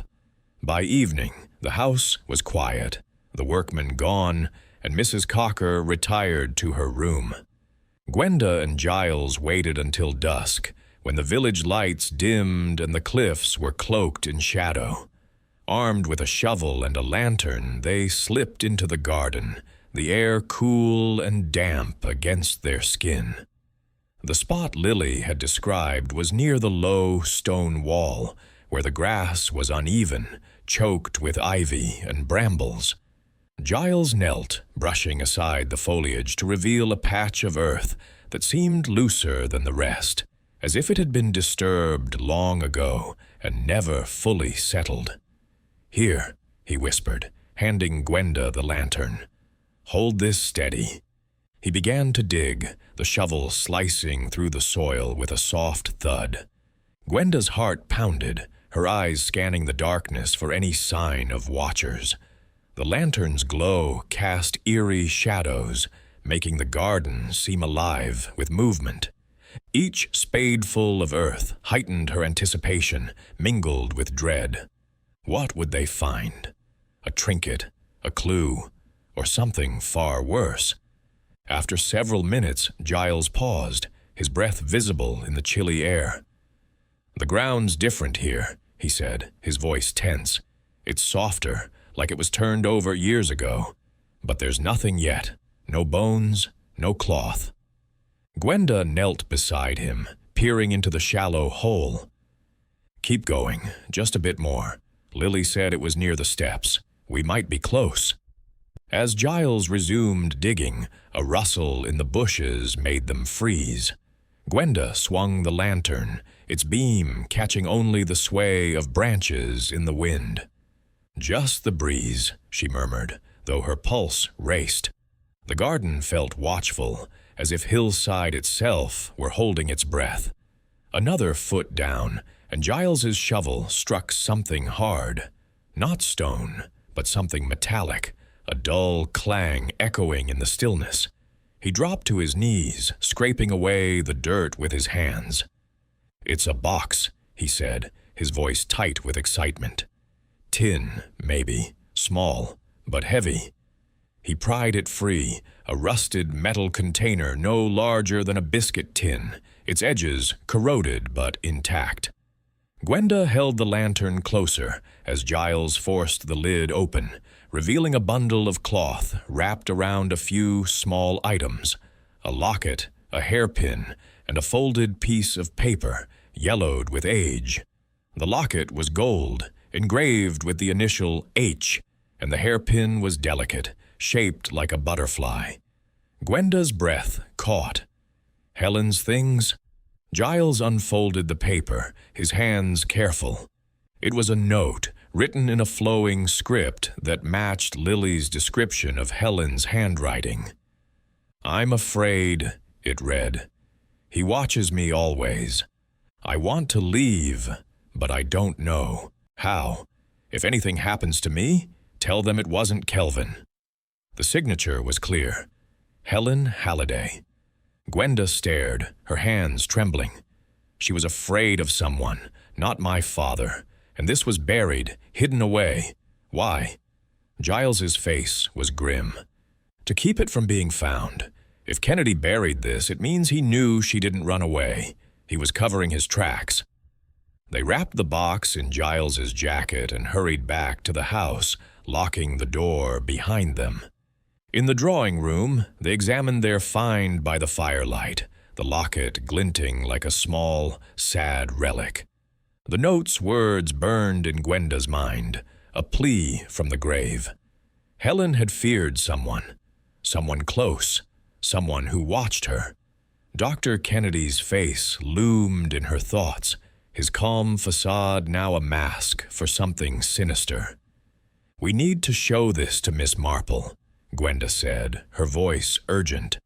"She'll know what to do, whether we should go to the police or confront Kennedy." Giles nodded, though his expression was troubled. "Not yet. This is evidence, but it's not enough to prove murder. The police might dismiss it as old gossip, especially with Kennedy's reputation. And if he's guilty, confronting him could be risky." Gwenda's eyes flashed. "Risky or not, we can't stop now. Helen deserves justice, and I need to know what I saw, why I remember it." The next morning, they telephoned Miss Marple, who agreed to meet them at a quiet tea room in Dilmouth, away from prying eyes. The old lady arrived promptly, her knitting bag tucked under her arm, her face serene, but her eyes sharp with anticipation. Over scones and tea, Gwenda and Giles recounted their discovery, passing her the locket and the note. Miss Marple examined them carefully, her fingers tracing the delicate engraving on the locket. "Most significant," she murmured, her needles clicking softly. "This note, Helen's fear, her plea to clear your father's name, it suggests she knew her life was in danger, and the fact that it was buried, hidden away, that speaks of someone desperate to conceal the truth." Gwenda leaned forward, her voice low. "Dr. Kennedy.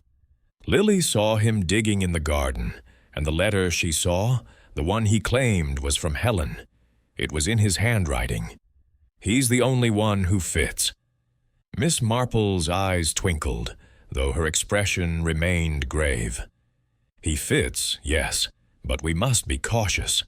A doctor, you see, has many ways to cover his tracks. Poisons, for instance, that leave no trace. In my village, there was a case once. A young woman who died suddenly, and her brother, a chemist, swore it was heart failure. It wasn't, of course. The truth came out when a servant found a vial hidden in his study." Giles frowned. "You're saying we need more evidence? But this note, it's practically a confession of fear." "Not quite," Miss Marple said gently. "It proves Helen was afraid, but not of whom or why. The locket and hairpin are poignant, but they don't prove murder. The garden, though, that's where you must look further. If there's a body or more evidence, it's there. But you must be discreet. Whoever buried this box may still be watching. Gwenda shivered, the tea room's warmth doing little to dispel the chill of Miss Marple's words. Watching? You think Kennedy knows we're digging into this? Miss Marple's smile was faint. Old secrets cast long shadows, my dear. A man who's kept a crime hidden for 18 years won't welcome questions. And others may know more than they've said. Neighbors, perhaps, or other servants. You must keep asking, but quietly. Inspired by Miss Marple's advice, Gwenda and Giles returned to Hillside, their resolve strengthened but tempered by caution. They hid the tin box in a locked drawer in the study, its contents a silent accusation against Dr. Kennedy. That afternoon, they walked the garden again, examining the spot where they'd found the box. The earth was still disturbed, but deeper digging would require tools and time. Time they might not have if Kennedy suspected their intentions. As twilight fell, a letter arrived, slipped under the door with no postmark. Gwenda opened it, her hands trembling. In stark block letters it read, "Leave the past alone, or you'll regret it." No signature, no clue to its sender, but the message was clear, a warning echoing the voice from her vision. Giles's face darkened as he read it. "Kennedy," he said grimly, "he knows we're getting close." Gwenda's heart raced, but her fear was laced with defiance. "Let him try to stop us. We've got Helen's note, her locket. We're closer than ever, Giles. We can't turn back now." That night, as Hillside's shadows deepened, Gwenda lay awake, the anonymous letter's words mingling with Helen's plea in her mind. The house seemed to hum with expectation, its walls bearing witness to a truth that was no longer content to lie buried. She felt the weight of her childhood memory, the vision that had sparked this quest, and knew she was on the brink of something momentous, something that would either set Helen free or draw them all into danger. Chapter 9. Red Herrings and Revelations. The morning after the discovery of the tin box, Hillside seemed to pulse with a quiet menace, its walls absorbing the pale light that filtered through the autumn clouds. Gwenda Reed sat in the drawing room, her fingers tracing the edge of the anonymous letter. "Leave the past alone, or you'll regret it."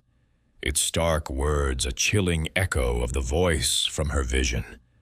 "Let sleeping murder lie."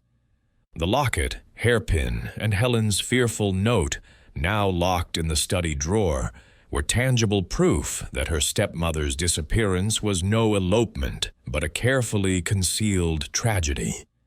Dr. Kennedy's shadow loomed larger with each revelation, Lily Kimball's account of his furtive digging, the forged letter, his defensive demeanor.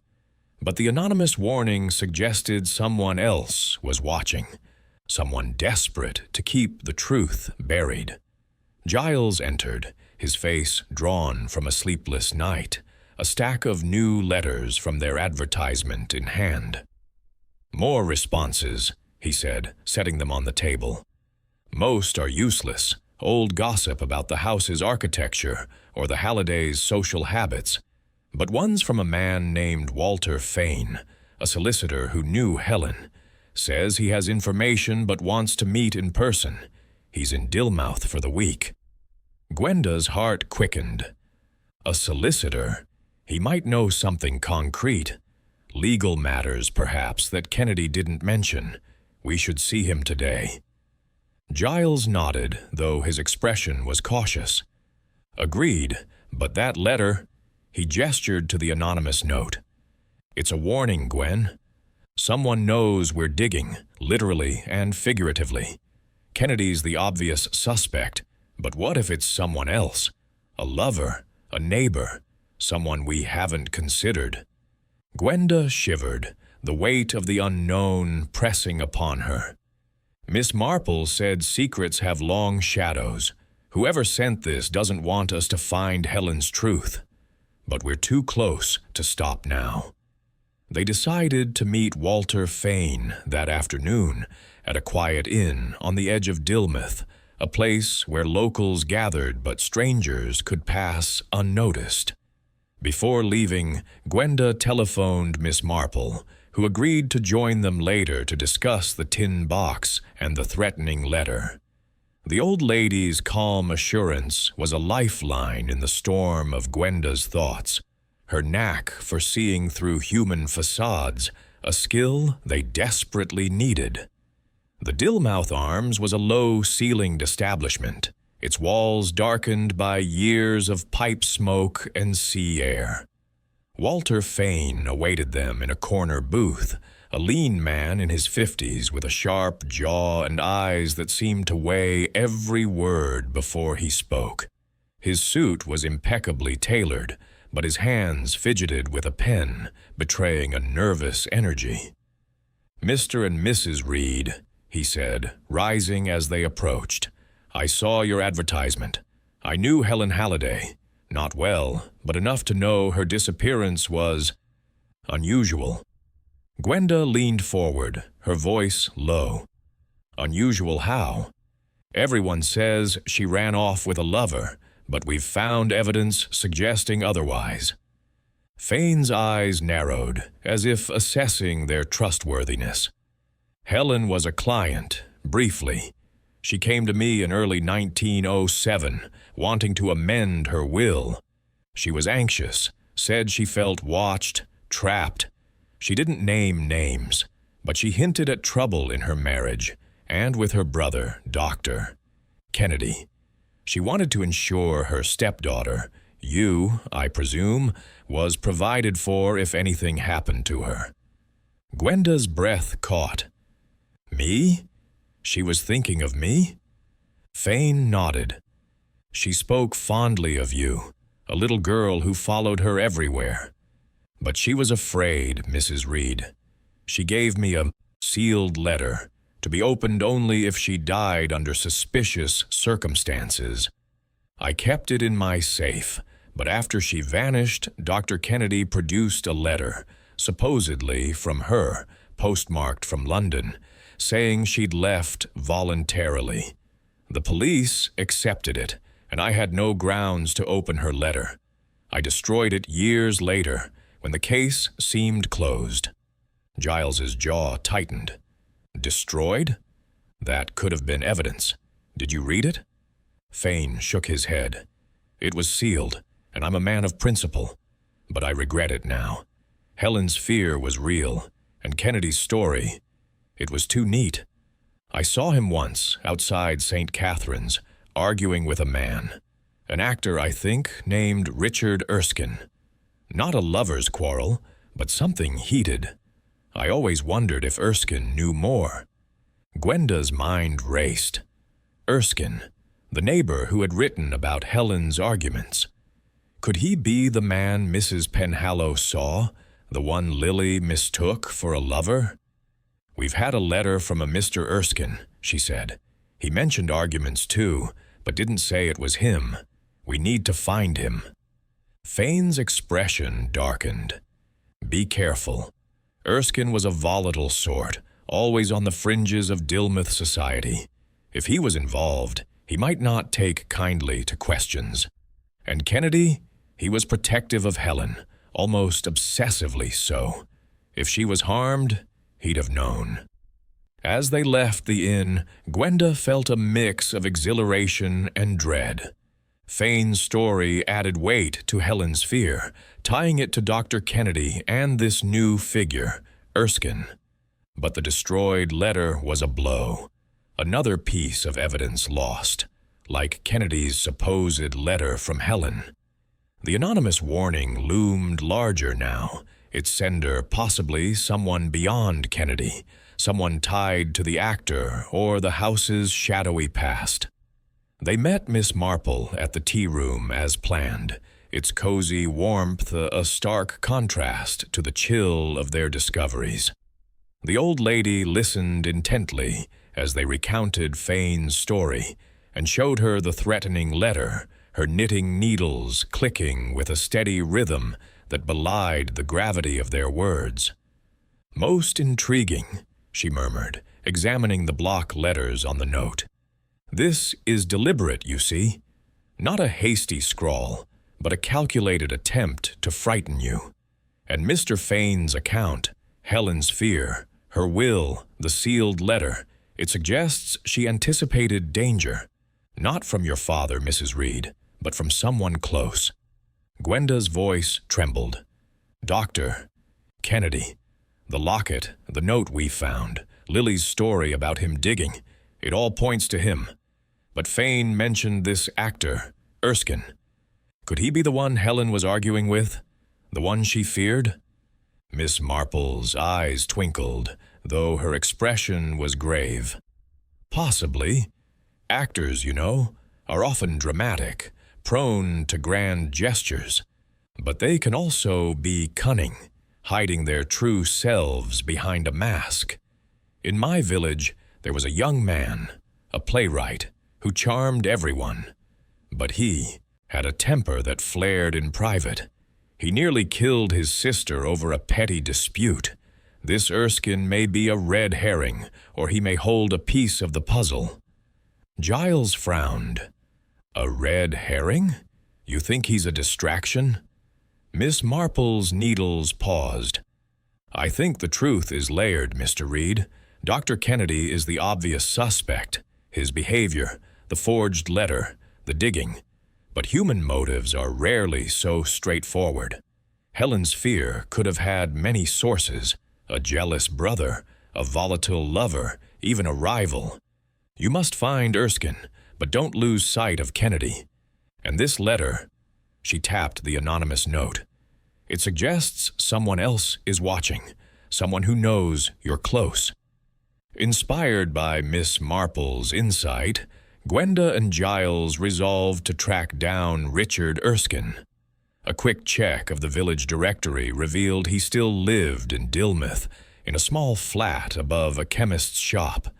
They arranged to meet him the next day, hoping he could shed light on his arguments with Helen. But the anonymous letter weighed heavily on Gwenda, its threat a reminder that their quest was not without peril. That evening, they visited Erskine's flat, a cramped space filled with theatrical posters and the faint smell of gin. Erskine was a wiry man in his late 40s, his face lined with the weariness of a life spent chasing fleeting fame. His eyes were sharp, though, and wary as he invited them in. "You're asking about Helen Halliday," he said, lighting a cigarette with a trembling hand. "I saw your advertisement. I knew her, yes, we were friends, nothing more, despite what the village said. She was unhappy, wanted to leave her husband, but not for me. She was afraid of someone, wouldn't say who. The night before she vanished, she came to me, frantic, begging me to help her get away. I gave her money, told her to go to London. Next day, she was gone." Gwenda's heart pounded. Afraid of who? Dr. Kennedy? Erskine exhaled a cloud of smoke, his eyes distant. She never named him, but she mentioned her brother often, too often. Said he was always watching, always controlling. We argued that night, yes, because I told her she was foolish to stay. I thought she'd taken my advice and left. But now, I'm not so sure. Giles leaned forward. Did she give you anything? A letter, maybe? Or a message? Erskine shook his head. Nothing, just her fear. And a warning. She said if anything happened to her, it wouldn't be an accident. I didn't believe her then. I do now. As they left Erskine's flat, Gwenda's mind churned. Helen's fear, her plea to Erskine, the buried locket, all pointed to a threat closer than a lover or a stranger. Dr. Kennedy's role seemed undeniable, yet Erskine's story introduced a new layer of complexity. Was he telling the truth, or was he, as Miss Marple suggested, a red herring meant to distract them? Back at Hillside, the house felt colder, its shadows sharper in the lamplight. Gwenda sat by the fire, the anonymous letter in her lap, its words a silent challenge. She thought of Helen's note, her fear of being watched, and Erskine's account of her desperation. The pieces were falling into place, but the picture was still incomplete. Miss Marple's words echoed, "The truth is layered." Gwenda felt the weight of those layers, the house pressing around her, urging her to peel them back, no matter the cost. Chapter 10. The Confrontation. The dawn broke over Dilmouth with a deceptive calm, the sea shimmering under a sky streaked with pink and gold. Inside Hillside, Gwenda Reed stood at the window of the drawing room, her eyes fixed on the garden where the tin box, containing Helen's locket, hairpin, and desperate note, had been unearthed. The anonymous threat, "Leave the past alone, or you'll regret it," lay on the table behind her, its stark letters a chilling echo of the voice from her childhood vision. "Let sleeping murder lie."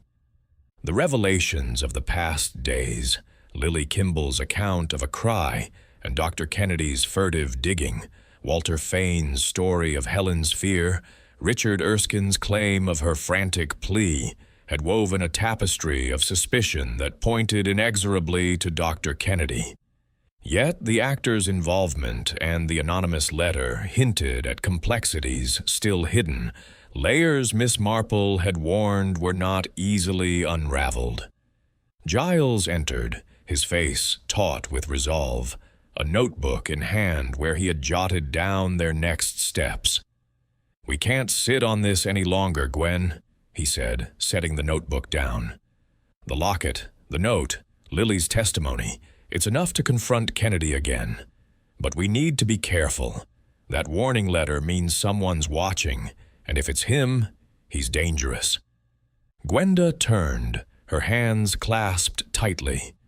"I know, but Helen's note said she was afraid of someone watching her, and it wasn't my father. Kennedy's the only one who fits, her brother. Always there, always controlling. We have to face him, Giles.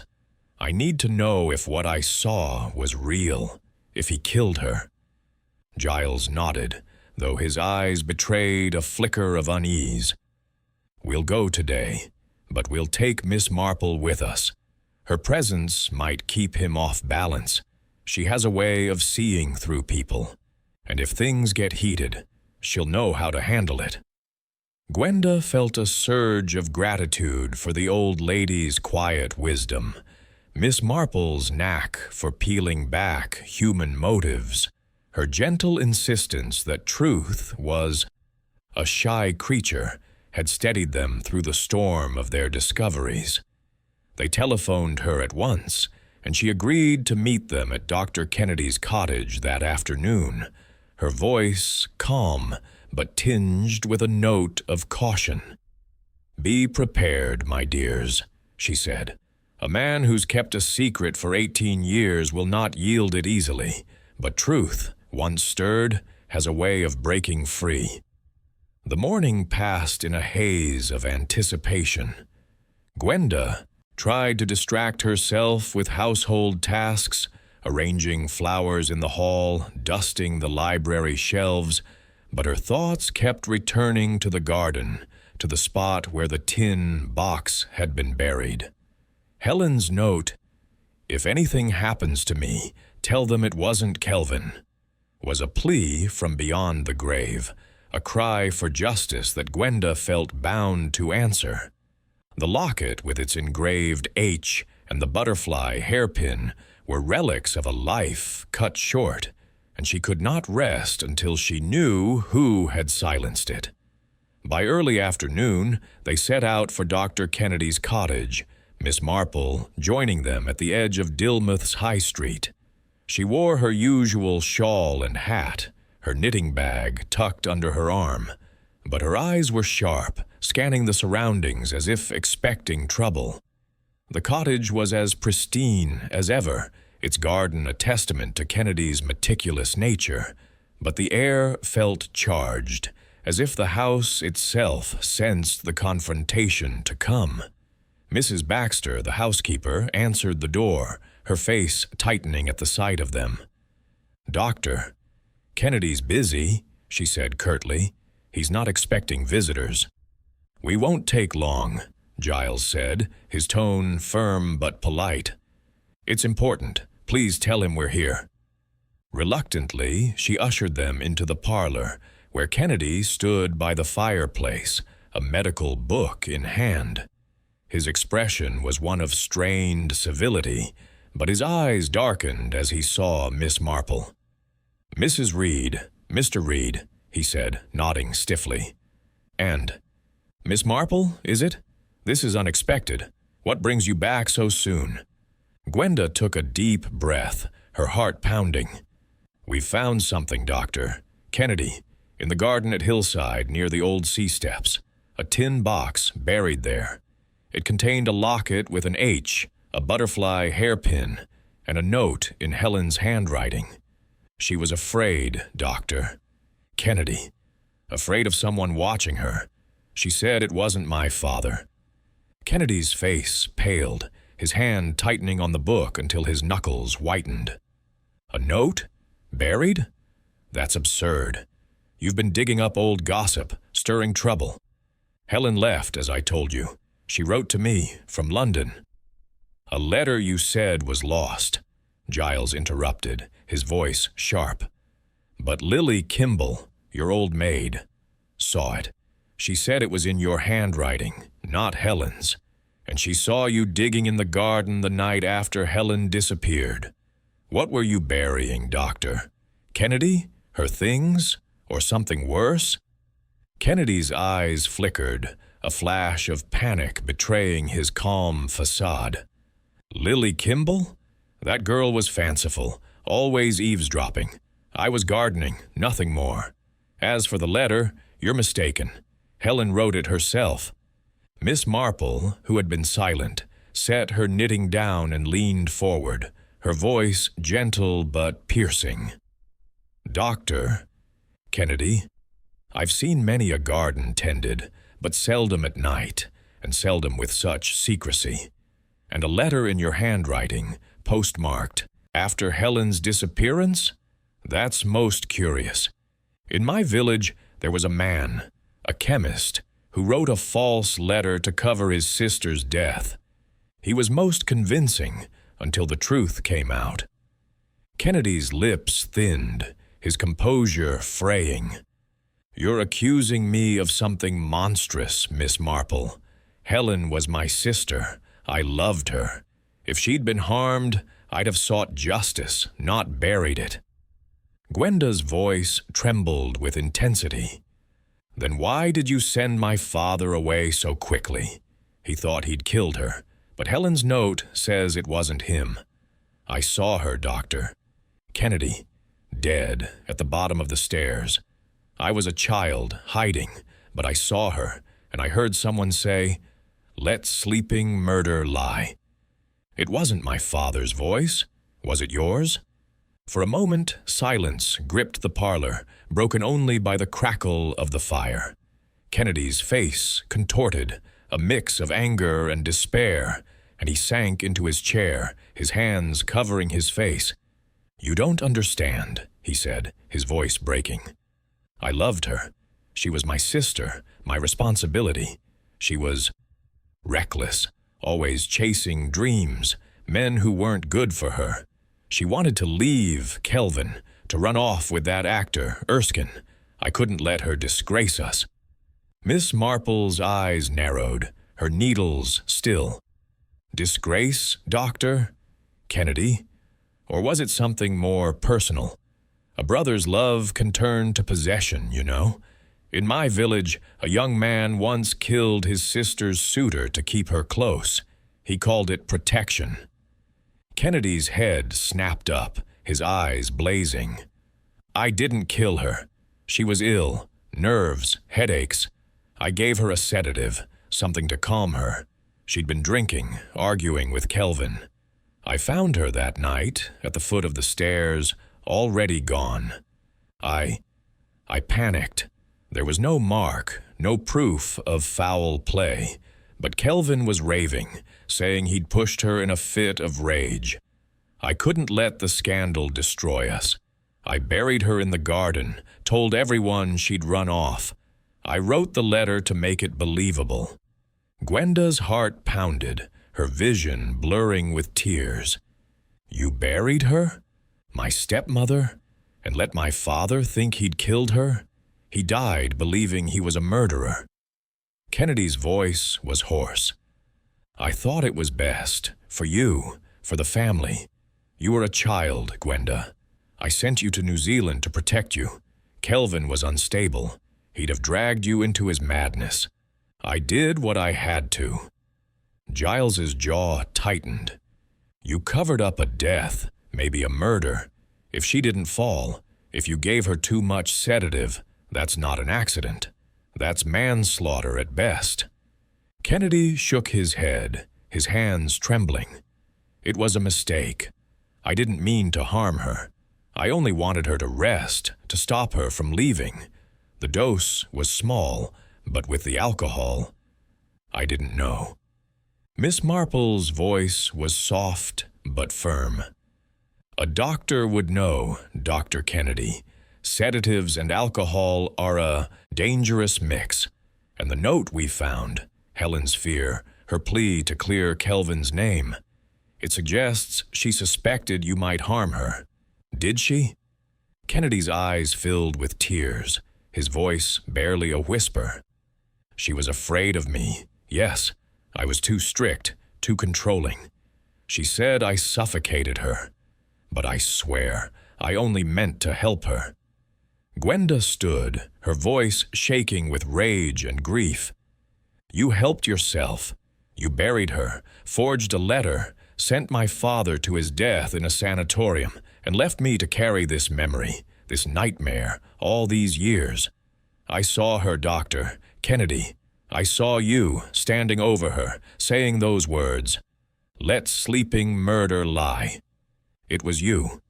Kennedy slumped, his face ashen. I didn't mean for you to see. You were so small, hiding on the stairs. I thought you'd forget. I said it to myself, to convince myself it was over, that the truth could stay buried. Miss Marple rose, her expression one of quiet sorrow. Truth never stays buried, Doctor. Kennedy, it rises like a seed in spring. You've carried this burden for 18 years, but it's time to let it go. The police must be told. Kennedy nodded, his shoulders sagging in defeat. Do what you must. I can't run from it any longer. As they left the cottage, Gwenda's legs trembled, her mind reeling. The truth was out, raw and painful. But it was not the end. Helen's body, the garden, the police, it all lay ahead. Miss Marple's hand rested lightly on her arm, a silent anchor. You've done well, my dear, she said softly. It's a hard truth, but you've given Helen a voice. Back at Hillside, the house felt different, its shadows less oppressive, as if it had exhaled a long-held breath. Gwenda sat by the fire, the locket in her hand, its weight a reminder of the woman who had loved her as a child. The confrontation had answered her vision, but the cost was heavy, her father's innocence restored, but at the price of a brother's guilt. As night fell, Hillside stood silent, its secrets no longer sleeping but stirring, ready to be laid bare. Chapter 11. Unraveling the Knot. The morning after Dr. Kennedy's confession cast a somber pall over Hillside, its whitewashed walls catching the weak sunlight as if reluctant to reflect the gravity of the truth now exposed. Gwenda Reed sat in the drawing room, her hands clasped around the locket engraved with Helen's initial, its cold metal a tangible link to the stepmother whose death had haunted her childhood. Dr. Kennedy's admission that he had given Helen a sedative, panicked at her death, buried her in the garden, and forged a letter to cover his tracks, had answered the vision that had plagued Gwenda. The woman sprawled at the foot of the stairs, the chilling words, "Let sleeping murder lie." Yet the truth, raw and painful, brought no relief, only a heavy sense of duty to see justice done. The anonymous letter, the buried tin box, and the testimonies of Lily Kimball, Walter Fane, and Richard Erskine had all pointed to this moment, but the final steps, confirming Helen's resting place and facing the law, loomed like a storm on the horizon. Giles entered, his face etched with determination, a notepad in hand where he had sketched a plan for their next move. "I've spoken to the local police," he said, setting the notepad down. "They're sending a team this afternoon to dig in the garden, near the old C-steps where we found the box. Kennedy's confession gives them enough to act, but they'll need physical evidence, a body, or at least traces of one, to make a case." Gwenda's throat tightened, her fingers closing around the locket. Her body. After all these years, will there be anything left? And Kennedy? He said it was an accident. But what if it wasn't? What if he meant to kill her? Giles sat beside her, his hand covering hers. "We'll know soon enough. The police will test for poison if there's anything to test. Miss Marple was right. Doctors know how to cover their tracks, but the truth has a way of surfacing. And that note you found, Helen's plea to clear your father, it's proof she feared Kennedy, not Kelvin." Gwenda nodded, though her heart ached at the thought of her father, driven to madness by a guilt that wasn't his. "I keep seeing him in my mind, Giles, raving, broken, thinking he'd killed her. Kennedy let him believe it, let him die in a sanatorium. How could he do that to his own family?"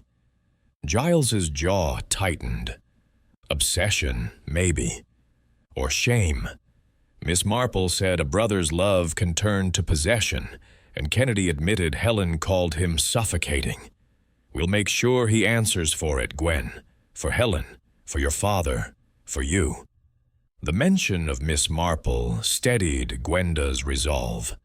The old lady's quiet wisdom had guided them through the maze of clues, her knack for seeing through human motives a beacon in the fog of suspicion.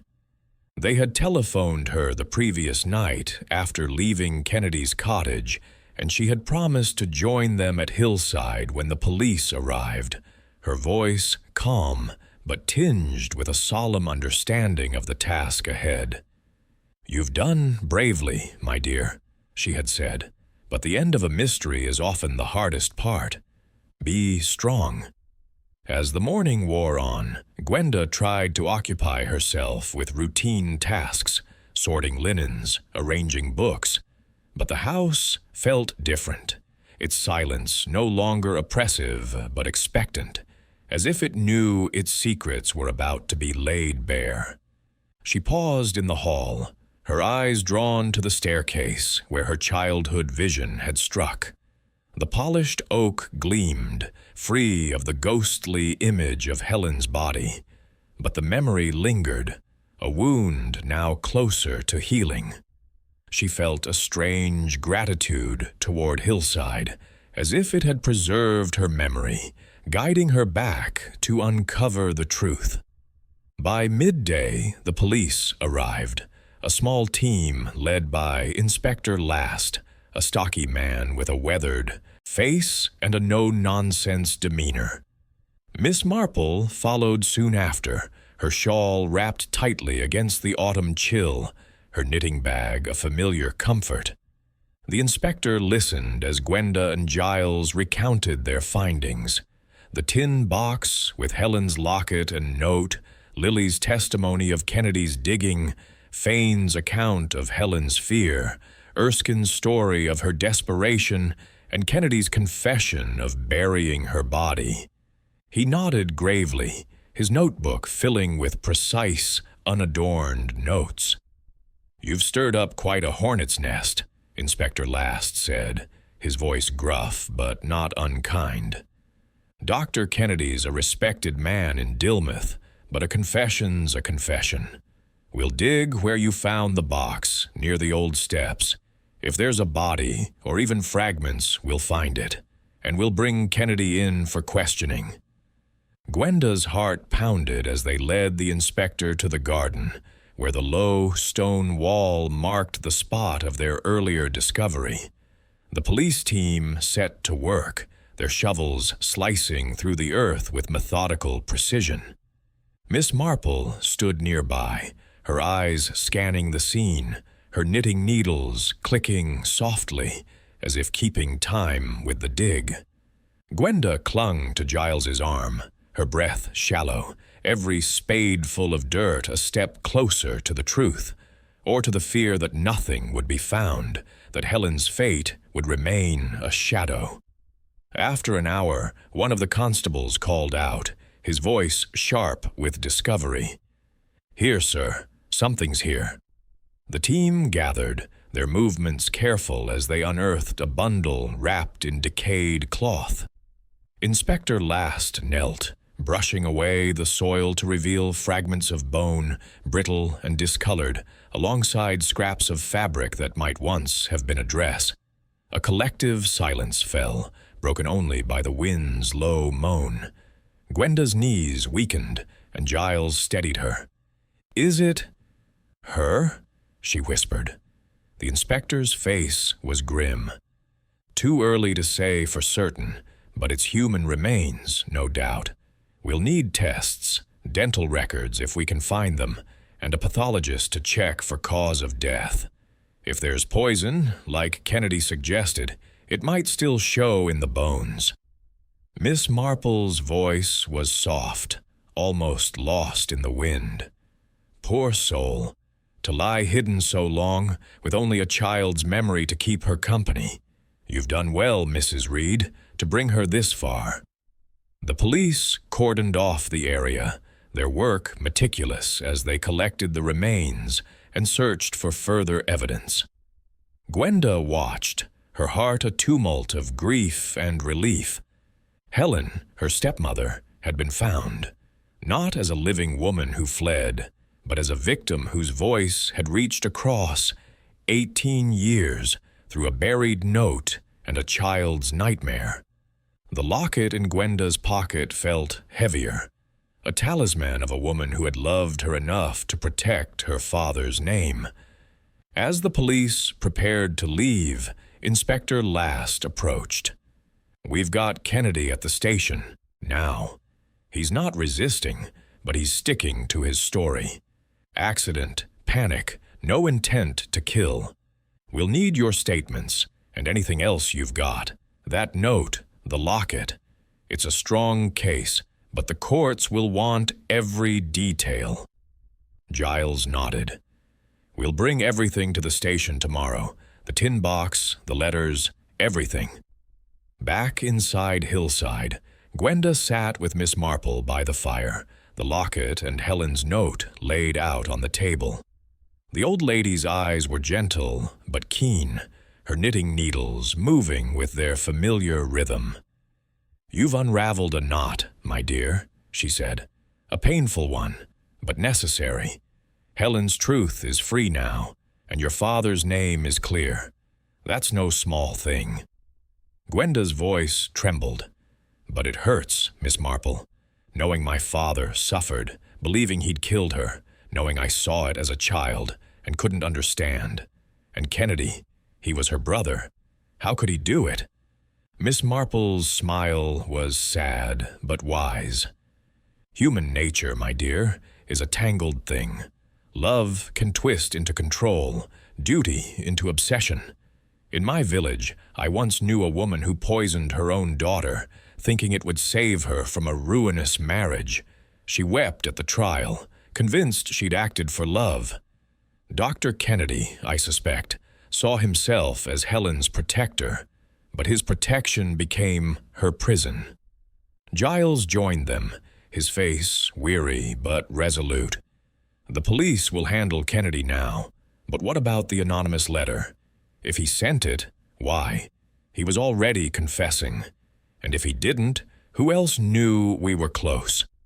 Miss Marple's needles paused, her eyes narrowing. A good question, Mr. Reed.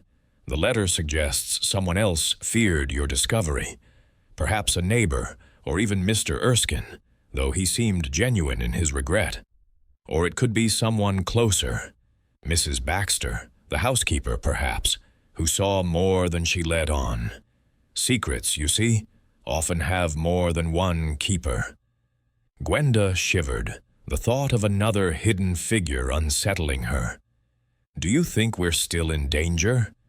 Miss Marple's expression softened. I think the greatest danger is past, my dear. You've brought the truth to light, and truth is a powerful shield. But be watchful. Old wounds can stir old grudges. That evening, as the police continued their work in the garden, Gwenda and Giles sat together, the weight of their discovery settling over them. The house felt lighter, its shadows less oppressive, as if Helen's spirit had found some measure of peace. Gwenda thought of her father, his tormented final days, and felt a fierce gratitude that his innocence was restored. Yet the pain of Kennedy's betrayal, the loss of Helen, lingered like a bruise. As night fell, Hillside stood silent, its secrets no longer buried but exposed, raw and real.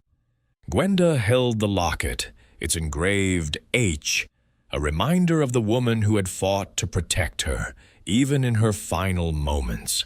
The knot of the past was unraveling, but the threads of justice were only beginning to weave together, promising a resolution that would honor Helen's memory and heal the wounds of a child's forgotten nightmare. Chapter 12. Peace Restored. The pale light of a late autumn morning bathed Hillside in a soft glow, its whitewashed walls standing resolute against the cliffs of Dilmouth. Inside, Gwenda Reed stood in the drawing room, her hands gently tracing the edge of the locket that had once belonged to Helen Halliday. The events of the past days, the unearthing of Helen's remains, Dr. Kennedy's confession, and the weight of a truth 18 years buried, had left Gwenda both drained and resolute. The vision that had haunted her, the woman sprawled at the foot of the stairs with the chilling words, "Let sleeping murder lie," was no longer a specter but a memory validated by evidence. The tin box with Helen's note, Lily Kimball's testimony, Walter Fane's account, and Richard Erskine's reluctant revelations. The anonymous letter, a final attempt to silence their quest, had only strengthened their resolve. And now, with the police closing in on Dr. Kennedy, the house seemed to exhale, its secrets laid bare at last. Giles entered, his face softened by a rare moment of calm, a newspaper tucked under his arm. "The Gazette's got the story," he said, laying it on the table. The headline was restrained but unmistakable. "Dilmouth Doctor Questioned in Decades-Old Mystery." They're careful not to name Kennedy outright, but it's clear enough. The police have confirmed the remains are human, likely female, and they're testing for poison. It'll take time, but Kennedy's not denying what he did. Gwenda nodded, her eyes drifting to the garden beyond the window, where the police had cordoned off the spot near the old sea steps.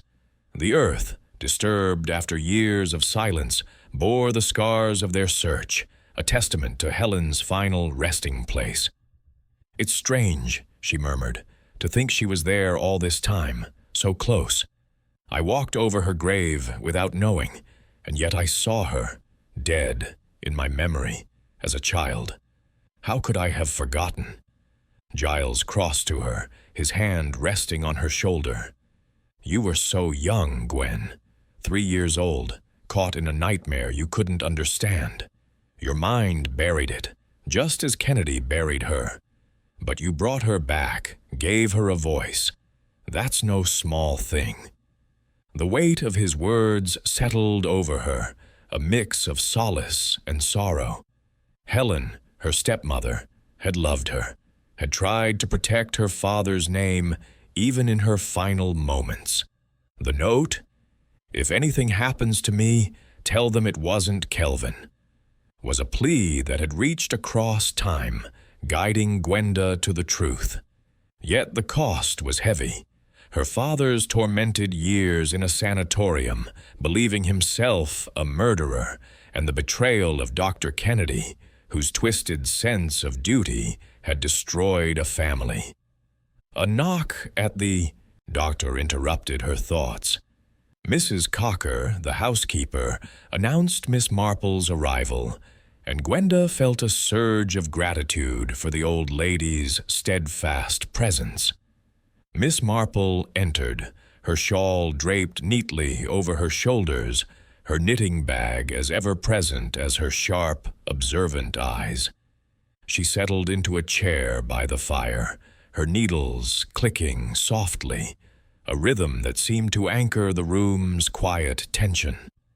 "You've done a remarkable thing, my dear," Miss Marple said, her voice gentle but firm. "Uncovering a truth so long hidden. It takes courage and heart. Helen's story is told now, and your father's name is cleared. That's a legacy to carry forward." Gwenda's throat tightened, tears pricking her eyes. "It doesn't feel like enough, Miss Marple. Knowing what Kennedy did, how he let my father suffer, how he buried Helen to save his own reputation.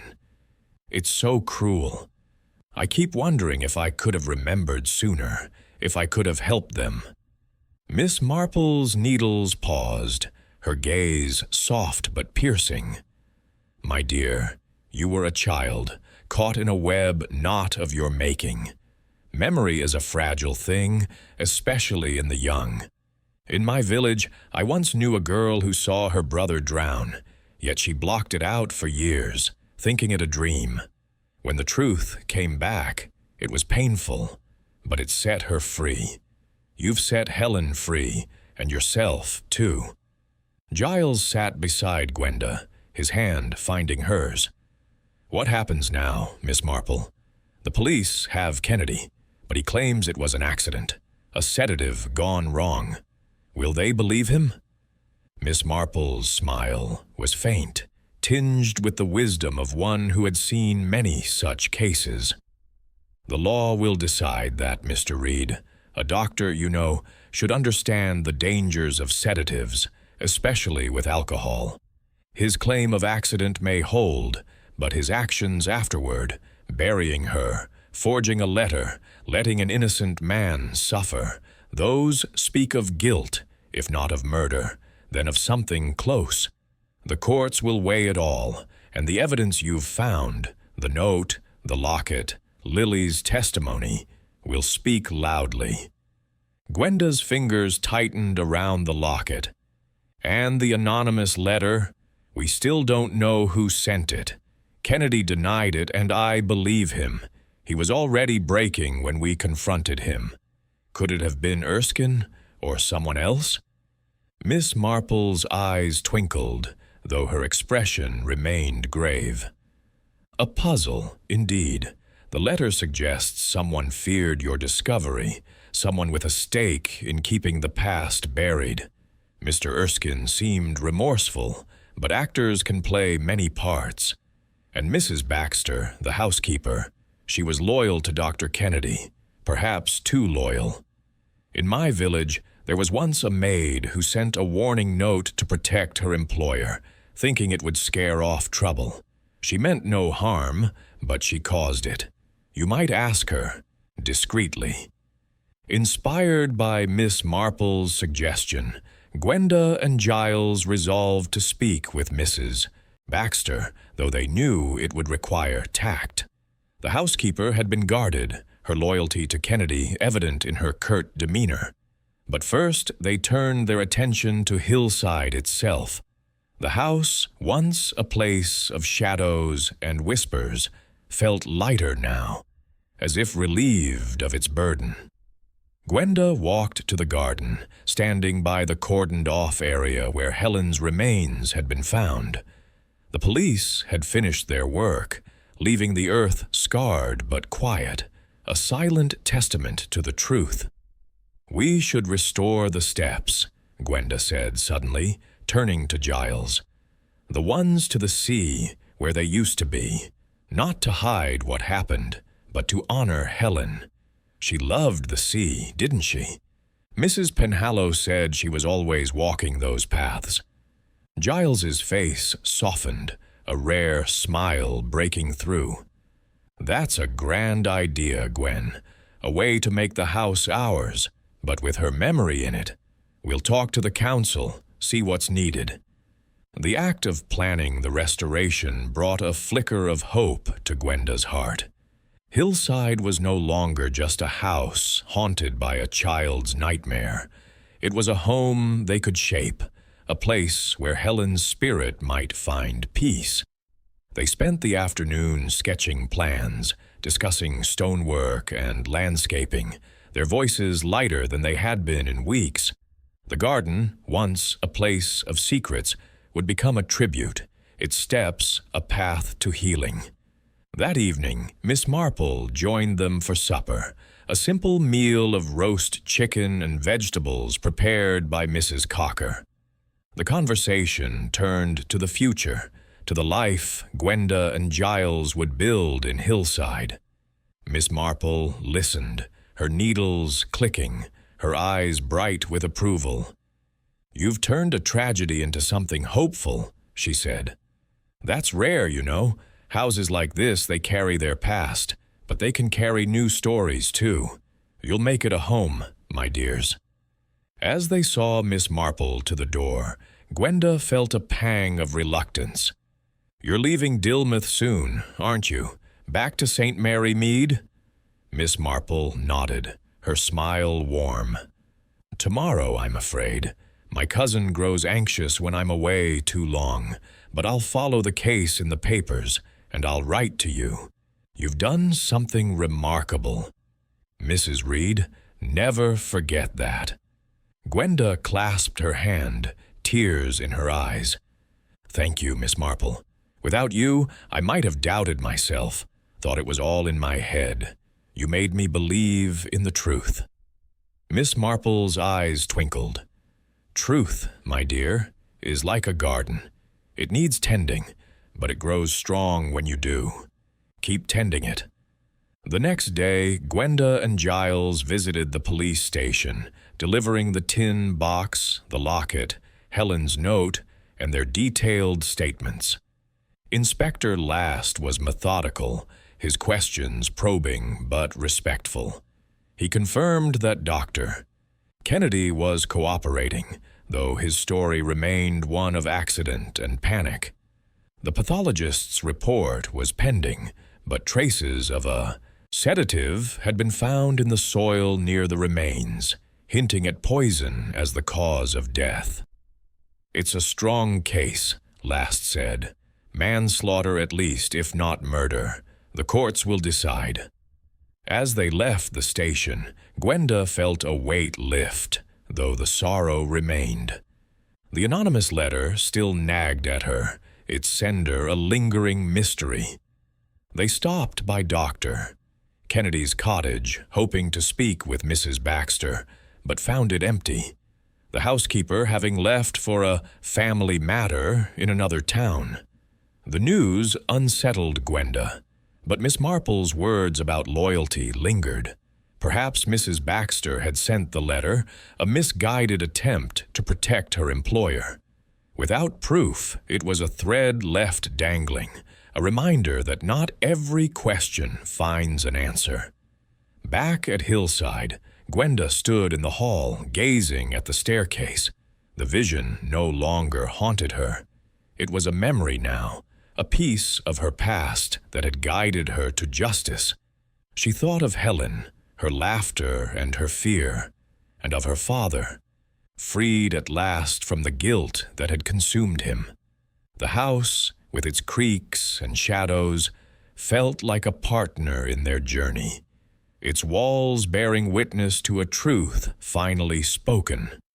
As the weeks passed, Gwenda and Giles began the restoration of the sea steps, hiring a local stonemason to carve a path that wound gently to the shore. They planted flowers along the way, roses and lavender, Helen's favorites, according to Mrs. Penhallow, and placed a small plaque at the top, inscribed simply, "For Helen, who loved the sea." The work brought them closer, a shared act of healing that transformed Hillside into a home. On the day the steps were finished, Gwenda walked them alone, the sea breeze cool against her face. At the shore, she stood, the locket in her hand, and whispered, "You're free now, Helen. And so am I." The waves answered, a soft rhythm that carried her words away, and for the first